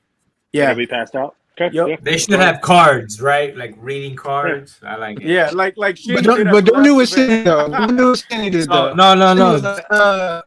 It's just so it can't be free smoke saying the same shit every fucking damn y'all. No, hey man. This one's finna be a banger. Let's get it. Let's go. Let's go. Man, we got Hey, a hangover match but for you, it's man. gonna be like just a short thing. Hey, like, Streetbeefs we're West trying Coast, to man. solve this. Yeah, he'd be doing that. No, but yeah, just get like Hey, a let's short, get it. Let's go. 5-10 seconds to let them know what Streetbeefs West Coast is about. For all the new people clicking on the videos. I'm in. Yeah, let's run it. Can we get like a Bruce Buffer to do it? Yeah. Who on the West Coast? Official announcer. One dude, he'd be like announcing fighters' names and shit just whenever he meets them. I would Hire love that one dude, have him come out. horrible, but I would Fucker love sounds just like Bruce Buffer. Your voice could do it, Daniel. I mean, it could be Samke. Samke has the voice for it, you know. Hey, yeah, Bushido's morning voice could do it too. Like when he first wake up. Good thing we got events in the morning, brother. We need you to wake up and just come straight there. Might even just nap at the Smoke Ranch, bro. Yeah, he sounds like a movie trailer. One man defeats 400 people. Yeah, he does it well. That's just gangster. Yeah. About Samke though, for the longest time, I thought his voice was Savage Island. I thought his voice. What? Yeah, it's wild, man. If you go back, like SBWC 9, Savage Island, you can hear him in almost every fight, right? Hey, we got to get Savage Island. Back in there. I see him on IG all the time. He's busy. Yeah. He's busy up there, bro. Yeah, he is. Going on, but yeah, I missed We that. ain't seen him in an event. Yeah, he's big on TikTok. Yeah. Big. Even one Alfredo. He's funny though. He's funny though. Alfredo. Yeah. Yeah, Coach. What the fuck do we call him again? Roshi? Yeah. Master Roshi. Yeah. Master Roshi. Yeah, he moved. He's in like Wisconsin or something. Montana. Yeah, something like that. Man. Master Roshi was shit. Yeah, didn't he have a whole ass gym out there in Vegas? He had like a baby too. Well, he trained at. Yeah. He's you like ain't got no pull-out game. Sometimes you got to move. That's what it is. Sometimes you just got to. I like when he was in Vegas with those Don't get too used to that. inspirational videos every day. He was always showing the gym every morning. Yeah, had a bunch of good quotes going on, live videos. I missed that. Yeah, that's true. That was like SBWC 2. You need to do that shit at Syndicate, Smoke. If any of y'all want to come through, let me know. Make shit happen. You need to start filming more. Man, I'd be hard at work, bro. I don't really be giving a fuck about the filming, but that's why I just said on my IG recently I made a reel for the first time, and I'm like, man, I gotta start getting on this shit more. You know what I'm saying? Made a reel for the first time. I'm not active. Like I'm just not active on it, bro. So people think like they see my profile and they're just like, oh, this motherfucker doesn't even go on it. He just has it. Yeah. So set it and forget it and do your training. Here we go. And also, God damn it, Louie. Oh yeah, you knew that was gonna come at some point. God damn it, Louie. Yeah, you knew he's that. He's like Oni, bro. He's like Oni. They only talk about fighting, bro. They don't really want to do it. Wow, don't say it ain't true, Louie. This motherfucker. He ain't about it. And he's broke as fuck, bro. He ain't never coming out here. Let's just be real. So you said, I think you recently said that you moved on from that fight, but if only were to show up at an event, would you? He won't. He won't. He just likes to get my DMs and. But if he did, hypothetically, if he showed up to Arizona in March, I'll be back for that. I'll be back for that. But I don't know if I would be. It wouldn't be a title fight no more because I'm sure Battleborn might have his shot already. One way or the other, Battleborn getting that title. That man is dedicated. That's what I just said. Yeah, I was like, Battleborn's got a title. He's gonna get a title shot maybe soon. So, But yeah, I would take that only fight again, man. It's the only, one of the only fights I come back for in the West Coast. And the West Coast probably the only one I'll come back for. No cap. Word. All right. So, any ideas to improve the branch? Any more ideas? Shit, man. I think y'all hit. You know what I'm saying? Most of the parts. Of I don't really want to like say the same thing. We gotta improve that fucking cage at Smoke Ranch. You know what I mean? I knew 619 was gonna say it. That's why I prompted the question. I was like, 619 is gonna slam dunk this. Can we get some plywood in this motherfucker? You know what I mean? Hey, toss me the money, bro. I'll do it, bro. I don't get paid for this shit. I do this just plywood for you guys. Couple rollers, and, some black you know paint. What I'm saying? So put my name out if there. anybody want to toss some bread this way to do it, cool. I'll fucking do any upgrades y'all want, bro. And I'll always put in on the shit. But I'm just down. I don't get nothing from this, bro. So all of my money is from my 9 to 5, bro. I can't. Feel you. I'm gonna be in Vegas this week. Nobody cares. Hotbox cost me a lot, so trust me, I feel you on that. Like if you ain't got disposable income, that shit, it's several $1,000s to build that shit, and it's a lot, man. And there's a lot of shit I want to do for it. So it's like, fuck yeah. We have extra panels and shit that we're probably going to replace. We are going to replace the damaged ones with. There's a few damaged ones. We have probably like 4 extra panels. We're paying. Thanks, DTP. Asshole. Yeah, really though. That motherfucker. He fucking headbutted the cage and broke that shit. Like, actually, I'm not gonna lie, it's kind of gangster. Good for him. Yeah, just a few things. Maybe get like a little spot where people can warm up and train. Like I said, because I have a shed in the front area, but I'm thinking maybe I could just clean that shed out and move it towards the back and mat that shit out. Yeah. So we'll see what's good, man. I have punching bags there and everything. We got the big ass drape over the top, so it's shaded for the summer months. Just I mean, there's some things we can do. We just need comes to at a cost. Stuff like closer to the cage, also. You feel me? Like so people aren't like scattered, because it's such a big ass yard that you got like you go there with 2-3 people or whoever's there with you, and they're just sitting like away from the cage, waiting for them to get called up. Instead of like before, the walls next to the sandbox were like right fucking there, so you had like a couple feet from the cage and the wall that people were filling up. So if we get like hay bales around for people to sit down to or some shit, I think that shit would help. Yeah, I could see that. I could see that for sure. Yeah, it's just a big yard, man. There's hella fucking space, and that's kind of like there's pros and cons that come with that. Being like con, like what you just said, and then pros of being hella space. We could have fucking 50 fight events or something if we wanted to, and it still would feel like a big ass yard. You know what I'm saying? Yeah. But yeah, I mean, I also brought up to Tank and Zed. I was saying like maybe we should just accept. I'm cool with everybody on that fucking sign up post coming and getting a fight. Dude, look, I'm down too. But check it out. I think we can't change what we're already doing with the picks. We can accept more people, but we can't just make it like public. Like, like then nobody's gonna even feel like they need to sign up, or they're not gonna feel like they need a post. They have to sign up, or they're not even. Yeah. You know what I'm saying? I'm agreeing with you that we should accept more people or everybody, but let's just not tell people that. I'm cool with that too. We kind of just did in a way. Yeah, I know. You said it,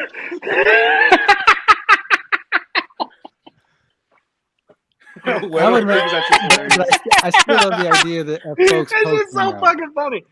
Oh, marijuana. Like in some regard, I think fighters still have to contribute to the conversation in the community. Like you. Well, yeah, we were saying like if people posting, as long as they have a video posted, they could come and compete.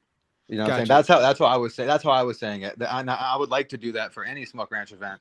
I don't know what Wero's going to do for his events, but that's what I would like to do. Wero. Wero? Bro, it's pronounced wet toe. And so let me ask you this then: will the cage, all right? Will the cage be ready for Terrifier versus Shinigami? Oof! Oh my god! Are they ever gonna fight? Hotbox can handle that easy, bro. Man, that's some land before time shit. That's a dinosaur fight right there. That's a hippo versus a woolly mammoth. Wait, believe it or not, though, man, that Smoke Ranch cage is sturdy as fuck. But we had some big dudes slamming into that motherfucker, and it's still up. DTP broke it with a headbutt. He broke the entrance of it, bro. It had no. It had no handle. No, he said, "Bap!" I seen it. It was nasty. He said, "Bap!" and just broke the whole goddamn thing. Yeah, that's what he did. Immediately, as soon as I seen that, I was like, "That dude should do power stuff." I just know that Terrifier likes to pick people up, I mean, what are the over and under on Terrifier picking up Shinigami? What are your thoughts? Picking him up and slamming. That's not the question. He absolutely will do it. The over under is over under is how much surgery is he gonna have for that hernia. That's what the over under is. How much surgery? Like, is he wait like 3 months for that surgery, or is it 6 months for the surgery? Because he definitely having his whole shit cut open, and he picks up Shimigami. It's gonna be something crazy, bro. That's the next viral reel. We gotta milk that reel for months. Months. Yeah. Just keep posting it every day, just in case you forgot. But can the cage actually handle it? Do you think the hot box can handle something like that? 100%. Without question. Better for it. Yeah, the hot box is sturdy as fuck. Like, I just 2 days ago, I ran into the side of it. I got the whole hot box team in here boxing against it. It ain't going anywhere, bro. It will absolutely hold. Hey, y'all, Terrier and Shinigami. I gotta pick up Nancy. It's already 9. Okay. I didn't even notice the time.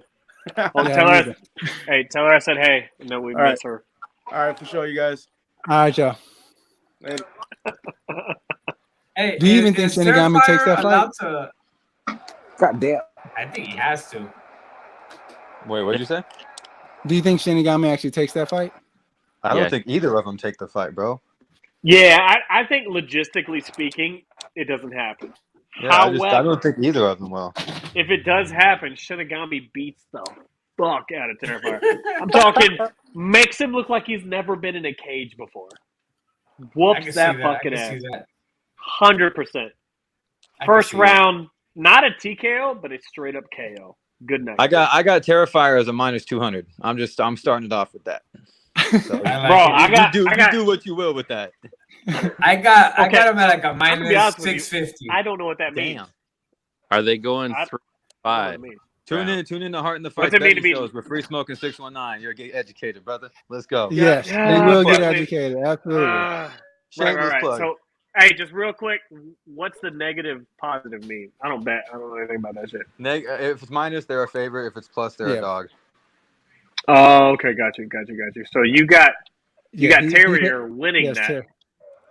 2-1 favorite. At a -200, what's that? 2-1 favorite. Okay. So you would have to put 200 to win 100. Yeah, but then you lose it when Shinigami starches the fuck out of Terrier. So then bet the push-ups on Shinigami, bro. He's probably like a +2. Yeah, the push-ups. Yeah, I got 200 push-ups. We got like 6-7 months to do them, right? We good. Look at that. -3,000 Terrifier. Damn. Nah. Hey, Louis be bullshitting, bro. I like Louis, but he be bullshitting. Who is the Louis guy? Is he just like someone that like just started to like watch? It's cool though. I'm happy to have you, brother. You've been active in this motherfucker. So yeah, true, right. I like him. Yeah, I like it too. But here's the thing, right? I think if Shinigami is able to take out Terrifier, imagine that your first mainstream star takes out the monster. The next mainstream star. Yeah, exactly. Yeah. That would be crazy. And then goes pro after that. Yeah. It'll be massive. And then goes pro. No, don't think about that second part. I'm gonna keep it real though. Nasty Native would fuck up Terrifier too, so. Nasty Native would have beat the brakes out Terrifier. Yeah, he would have fucked Terrifier up, bro. And we'd have been like, what the fuck? We'd have had to pause as a group, like watching it live, to all crowd around the phone and watch that shit again. Like that's how fast it would have been. And just night. Good night. I'm just fucking with Terrifier at this point. Just be fucking with Terrifier all the time. Hey, is Terrifier allowed to fight for us anymore? Is he still banned? I saw somebody posting the scrapyard. I don't know if it was Steve. They posted a picture of him. Yeah. It took a while. From Scrapyard. Yeah, I saw on Scrapyard they posted a picture of him, and I saw that he was able to post in there. Oh, okay. So maybe I think once you're able to post in there, I think you're back. I think Carrier you're back finally if you're able to post. Carrier finally fucking stopped crying about that L he took, bro. It's all right, man. I was never. Stop the cap, bro. I mean, you said you weren't banned, but I think we heard it out of Fire Chicken. I mean, I could be wrong, but I felt like it came from him. I don't know. I think Terrifier and Jimmy Fit are like brothers, bro. Like they just. I think we're ready for our next trade. You know what I mean? Like the Canadian, we'll trade Jimmy Fit for Terrifier. You know what I mean? I think Terrifier belongs on the West Coast. He's more our style, and Jimmy Fit it fits better up there. You know what I mean? Yeah. Yeah, Terrifier feels like a West Coast fighter. I mean, he is a West Coast fighter. That's a good trade. Feels like a West Coast. That's a good trade because all we got for the Canadian was 12 pack of Coronas and a pack of smokes. You know what I mean?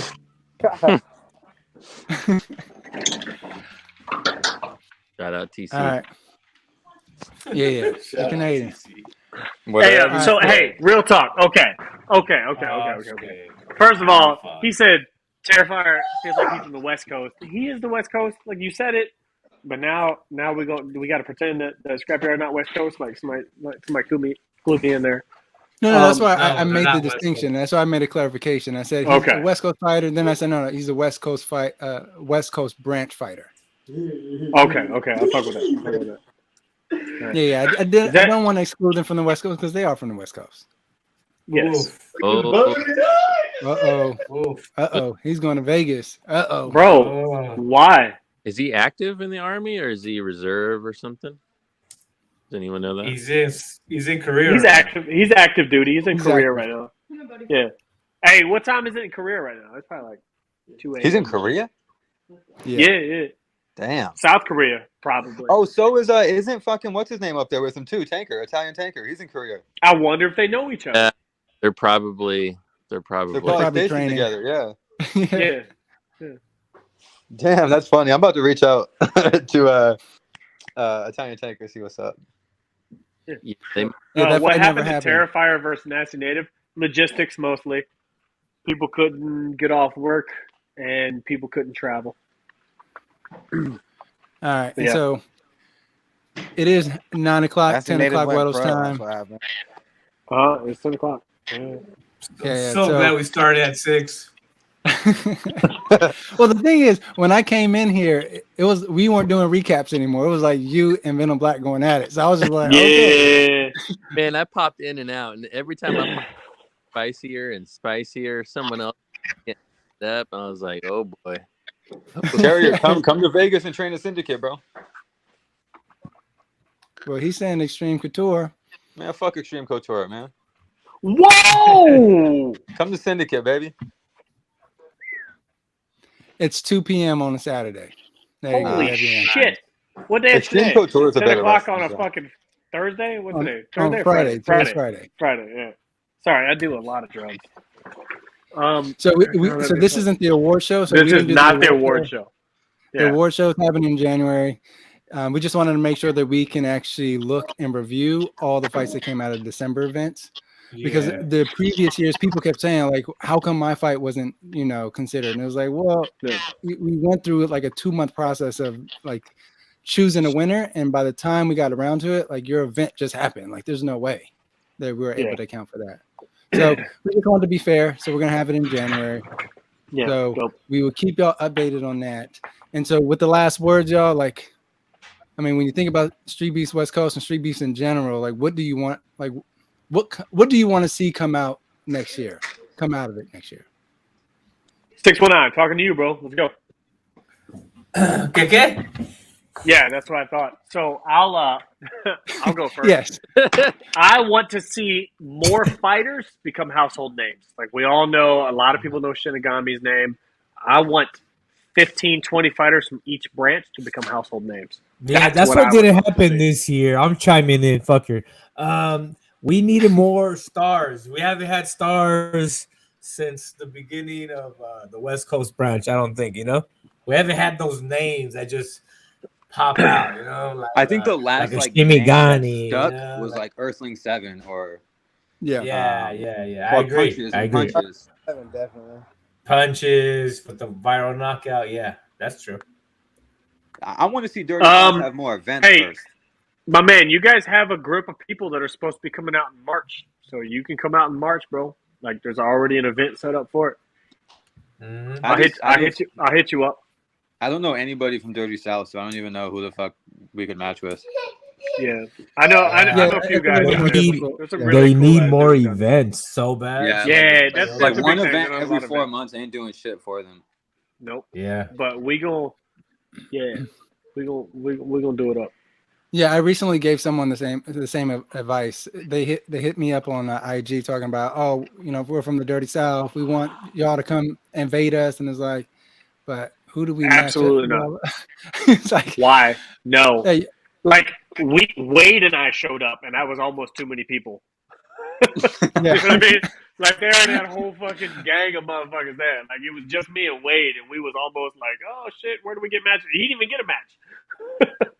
So yeah, there ain't no point in invading when you don't have the capacity for it right now. Yeah, or the names, and so I just think that they have to develop their cadence, and so that they're constantly posting their videos. I think that I'm not going to get into that. UFC, yeah, LFA, you heard? Now that's what it would be like, brother. Yes, and so at some point that will happen, but I think once they get their situation dealt with and able to be more consistent with their content and develop their talent, I think that would happen in the future for sure. Why Island Strong like Super Mario when he's zooming up close right now? Like that when I was a kid. What do you want to see come out of the next year? I like what 619 was saying, or Wero was saying. One of them said this shit. We do need more stars. We need more. Wero. We need more household names, man. We need more guys that want to come out and compete. And I think we need to let what I'm saying. The new guard is gonna have to start fighting these old guard people. You know what I'm saying, and making their name that way. You know what I'm saying. If you beat a big name, bro, you're probably going to be the next one. So. I think just that. I think overall, just engaging with these fighters more, man. Making sure that they're actually coming out to these events, not fucking 20 people dropping out the night before, and just small things. I just want to keep seeing us grow, man. I mean, we've grown every year. I expect it to happen again. So, yeah. What up, baby Jay? He's always on our live stream, so I always appreciate. He comments a lot. So, hey, what happened with Toon Day, bro? That's random as fuck. But what happened to Toon Day? Oh, he got a job. Yeah, Tunde. Yeah, he's busy, man. He's been super busy. Okay, yeah, because I was like, fuck, I ain't heard of him, seen him since we did the show with Canadians. Yeah. Wait, who do we do the show with? Yeah. Doesn't ring a bell. Well, remember, it's formerly known as. I'm just playing. Yeah. Whatever his new name is, I forgot what his name is. It starts with like a Y or some shit. No, it's something X. Isaiah X. Yeah. Whatever the fuck it is. Yeah. Canadian something new all the time, man. I just want to see what he's doing. I fuck with him. Always reinventing himself. He killed a bitch in a video the other day on YouTube. That was nuts. Oh yeah, I think I saw that. Yeah, that was fucking nuts. I'm like, my man, what are you doing? What are you doing right now? Like, oh, hey, real talk. With what Free Smoke said, when we get new people out, be better to them. Like, we need to. The more fighters we get in here, the more events we can have, the better events we can have. Wait, yeah. The better we get. Oh, Wade's actually watching. Wow. Yeah, he's old as shit, man. Whatever. He's always like, "You guys have a podcast?" Yeah, be better to the newer guys. Like, a lot of these guys are coming in, they get tuned up the first time, and then they leave and they don't come back because they don't get to feel that sense of community that a lot of us get to feel. You know what I mean? We're a part of the community, so we feel it. So make sure they feel it too. I feel that. I mean, if you ask Wade and myself and Martin at the events, bro, we go up to these guys and we interact with these guys, and like I said, sometimes I'm not talking to admins.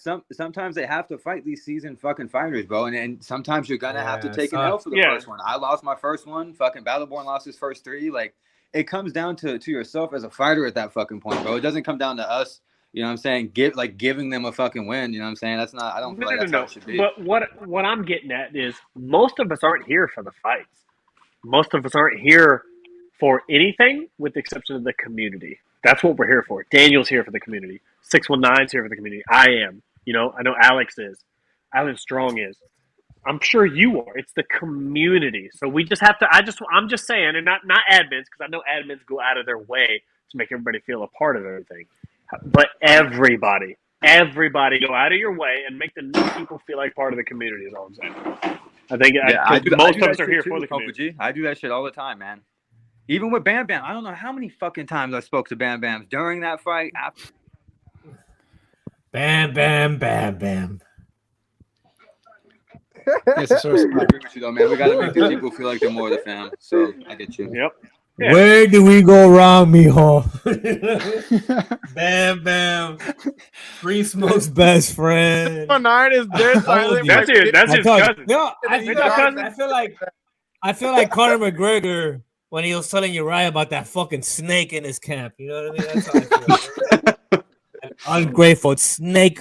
You know what I mean? Bro, Bam. That's my opinion. I don't think he has snake in the grass. I think he's just taking it's starting to taking a loss hard. It is what it is. Yeah. Oh, audacity.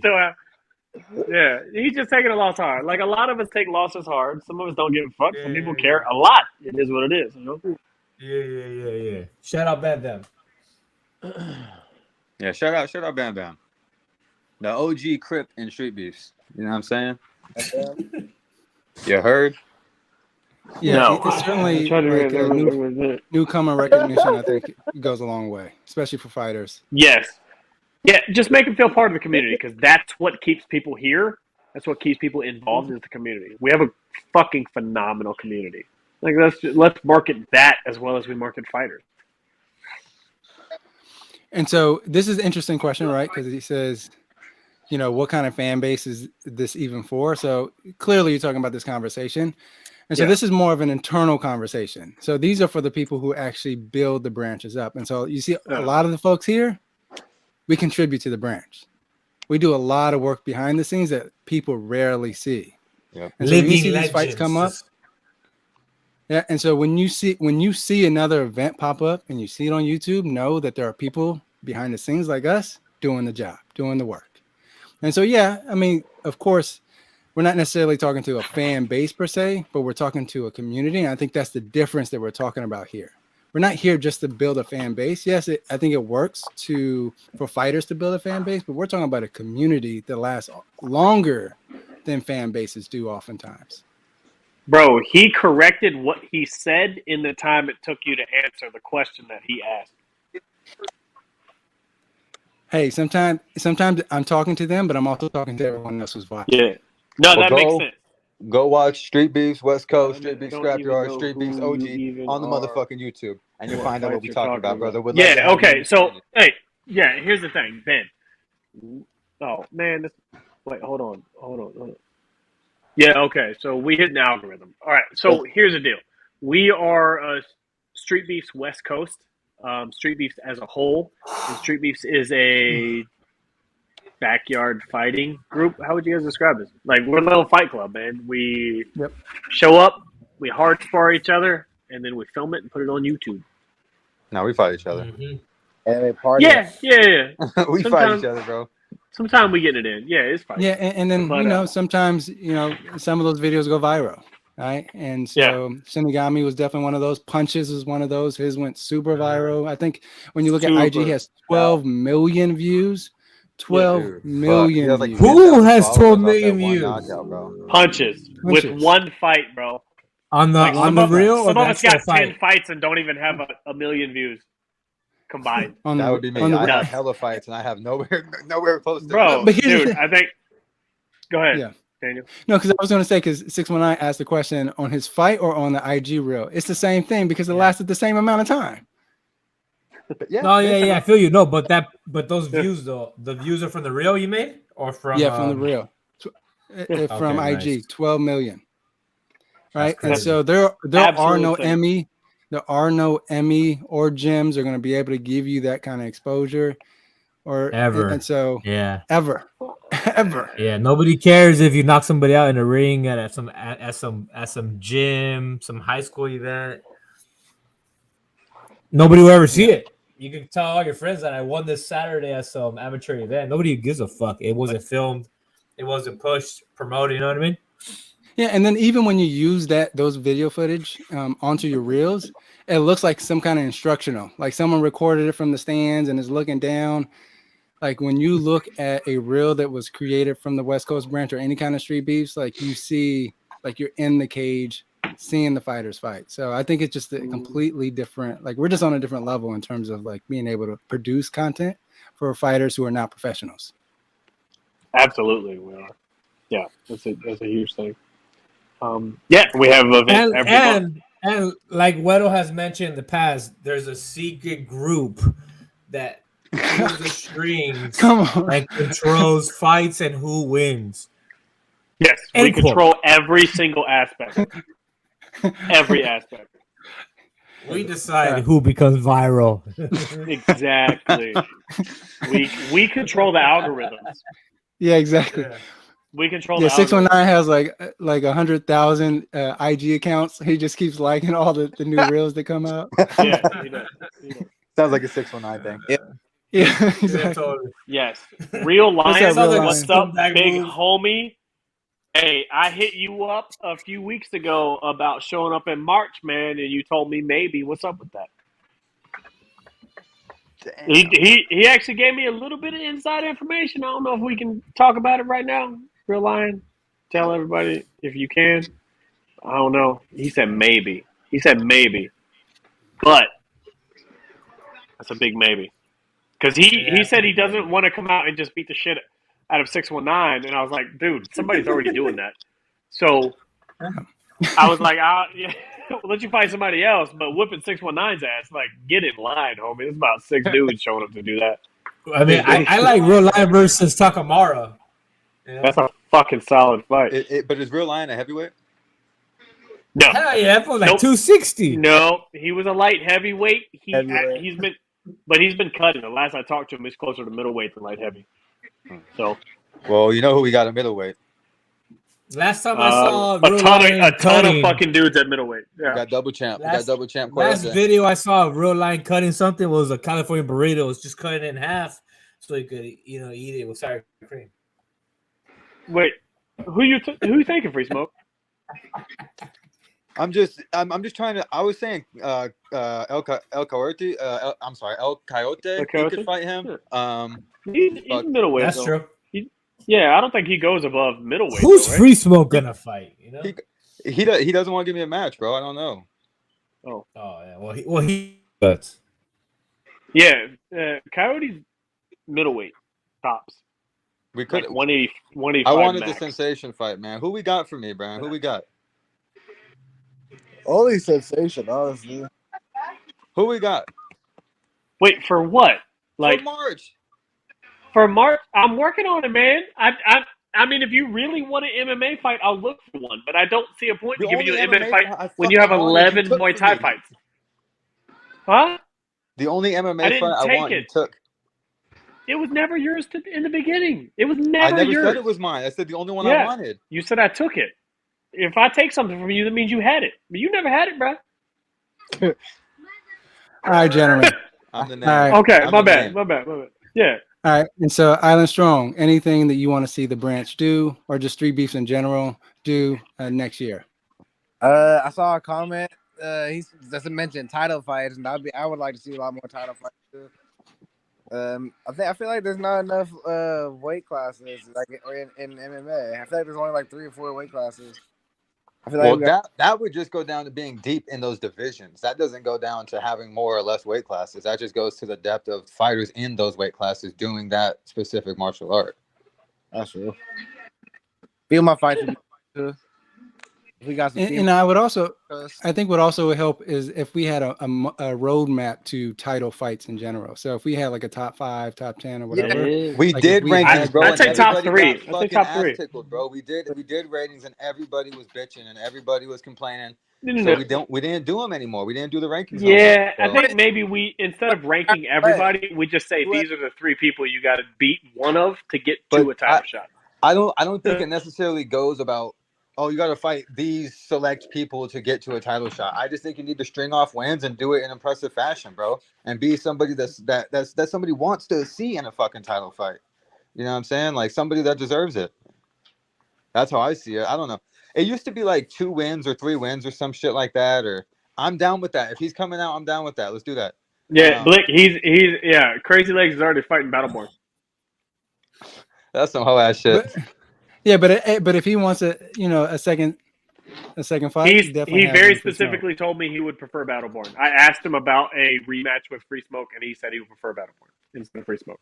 Yeah, because there's more Thai out here, baby. And the thing is if whoever's traveling, they get their preference. I will try to match him up with what they're looking for. I'm traveling from Vegas to Right. Phoenix. You're driving 5 hours. I mean, people that are the longer you're traveling from, the higher. The clarification I see Vegas is like right there. My bad. You're not wrong. You are traveling, but in my brain, Vegas isn't traveling. It's a 5-hour fucking drive and one hotel. You know what I mean? But that's just my brain. My bad, because I'd be up there all the time. Vegas has got a lot of hookers. Give me fucking somebody, bro. I only want to be on those inner branch cards anyways, man. So okay. All right. Well, what'll think about it? See what we have available and see if we can match him up with. Daniel, I'll check the spreadsheet and see what we got, bro. Okay. I've been looking. I've gotten several messages out this week, but after the new year, I'm gonna buckle down. In that first couple weeks, I'm gonna start nailing down and confirming people for March a couple months ahead of time. I've already talked to a lot of people. But I want to double down and confirm right now and make sure. But we'll find you bad somebody. Motherfucker, if all these dudes are denying me, bro. That's not true. I gotta be a bad motherfucker. I feel like this is gonna go on for hours. YouTube could. It absolutely could. And so we could turn for hours. Any last words before we wrap it up? Yeah, man. Shout out Heart in the Fight, bro. Go follow them. Shout out Daniel. Shout out Wero sometimes. Shout out 619. And like 60% of the time. And shout out all the branches, bro. Streetbeefs Westcoast, Streetbeefs Scrapyard, even Dirty South, even though I had like fucking 2 events, and Streetbeefs OG Yard, man. You know what I'm saying? Also follow me on the IG, man. Free Smoke, Muay Thai. Follow me. You know what I'm saying? Stay up to date with my shit, my progression to the AMI scene. And shout out to the Smoke Podcast, man. We coming back in 2023 with some new tweaks to shit. So stay tuned. Word. Anyone else? Oh, fuck. No. Can any of us even get a word in after that? God damn. Yeah, you closed it well, man. You closed it well. I'm the closer, bro. I'm the finisher. I'm the closer. I'm the finisher. You know what I'm saying? With that. That's not a word on the street. All right, with that, everyone have a... Hold up. Before we go there, I know y'all are going to go there. Look. Look. Everyone watching, happy holidays, happy New Year, and then Hanukkah, Kwanzaa. At least love y'all, motherfuckers. Enjoy your time, be safe, and make sure to double down your own commitments to your life. And see y'all in the new year. Peace. Yeah.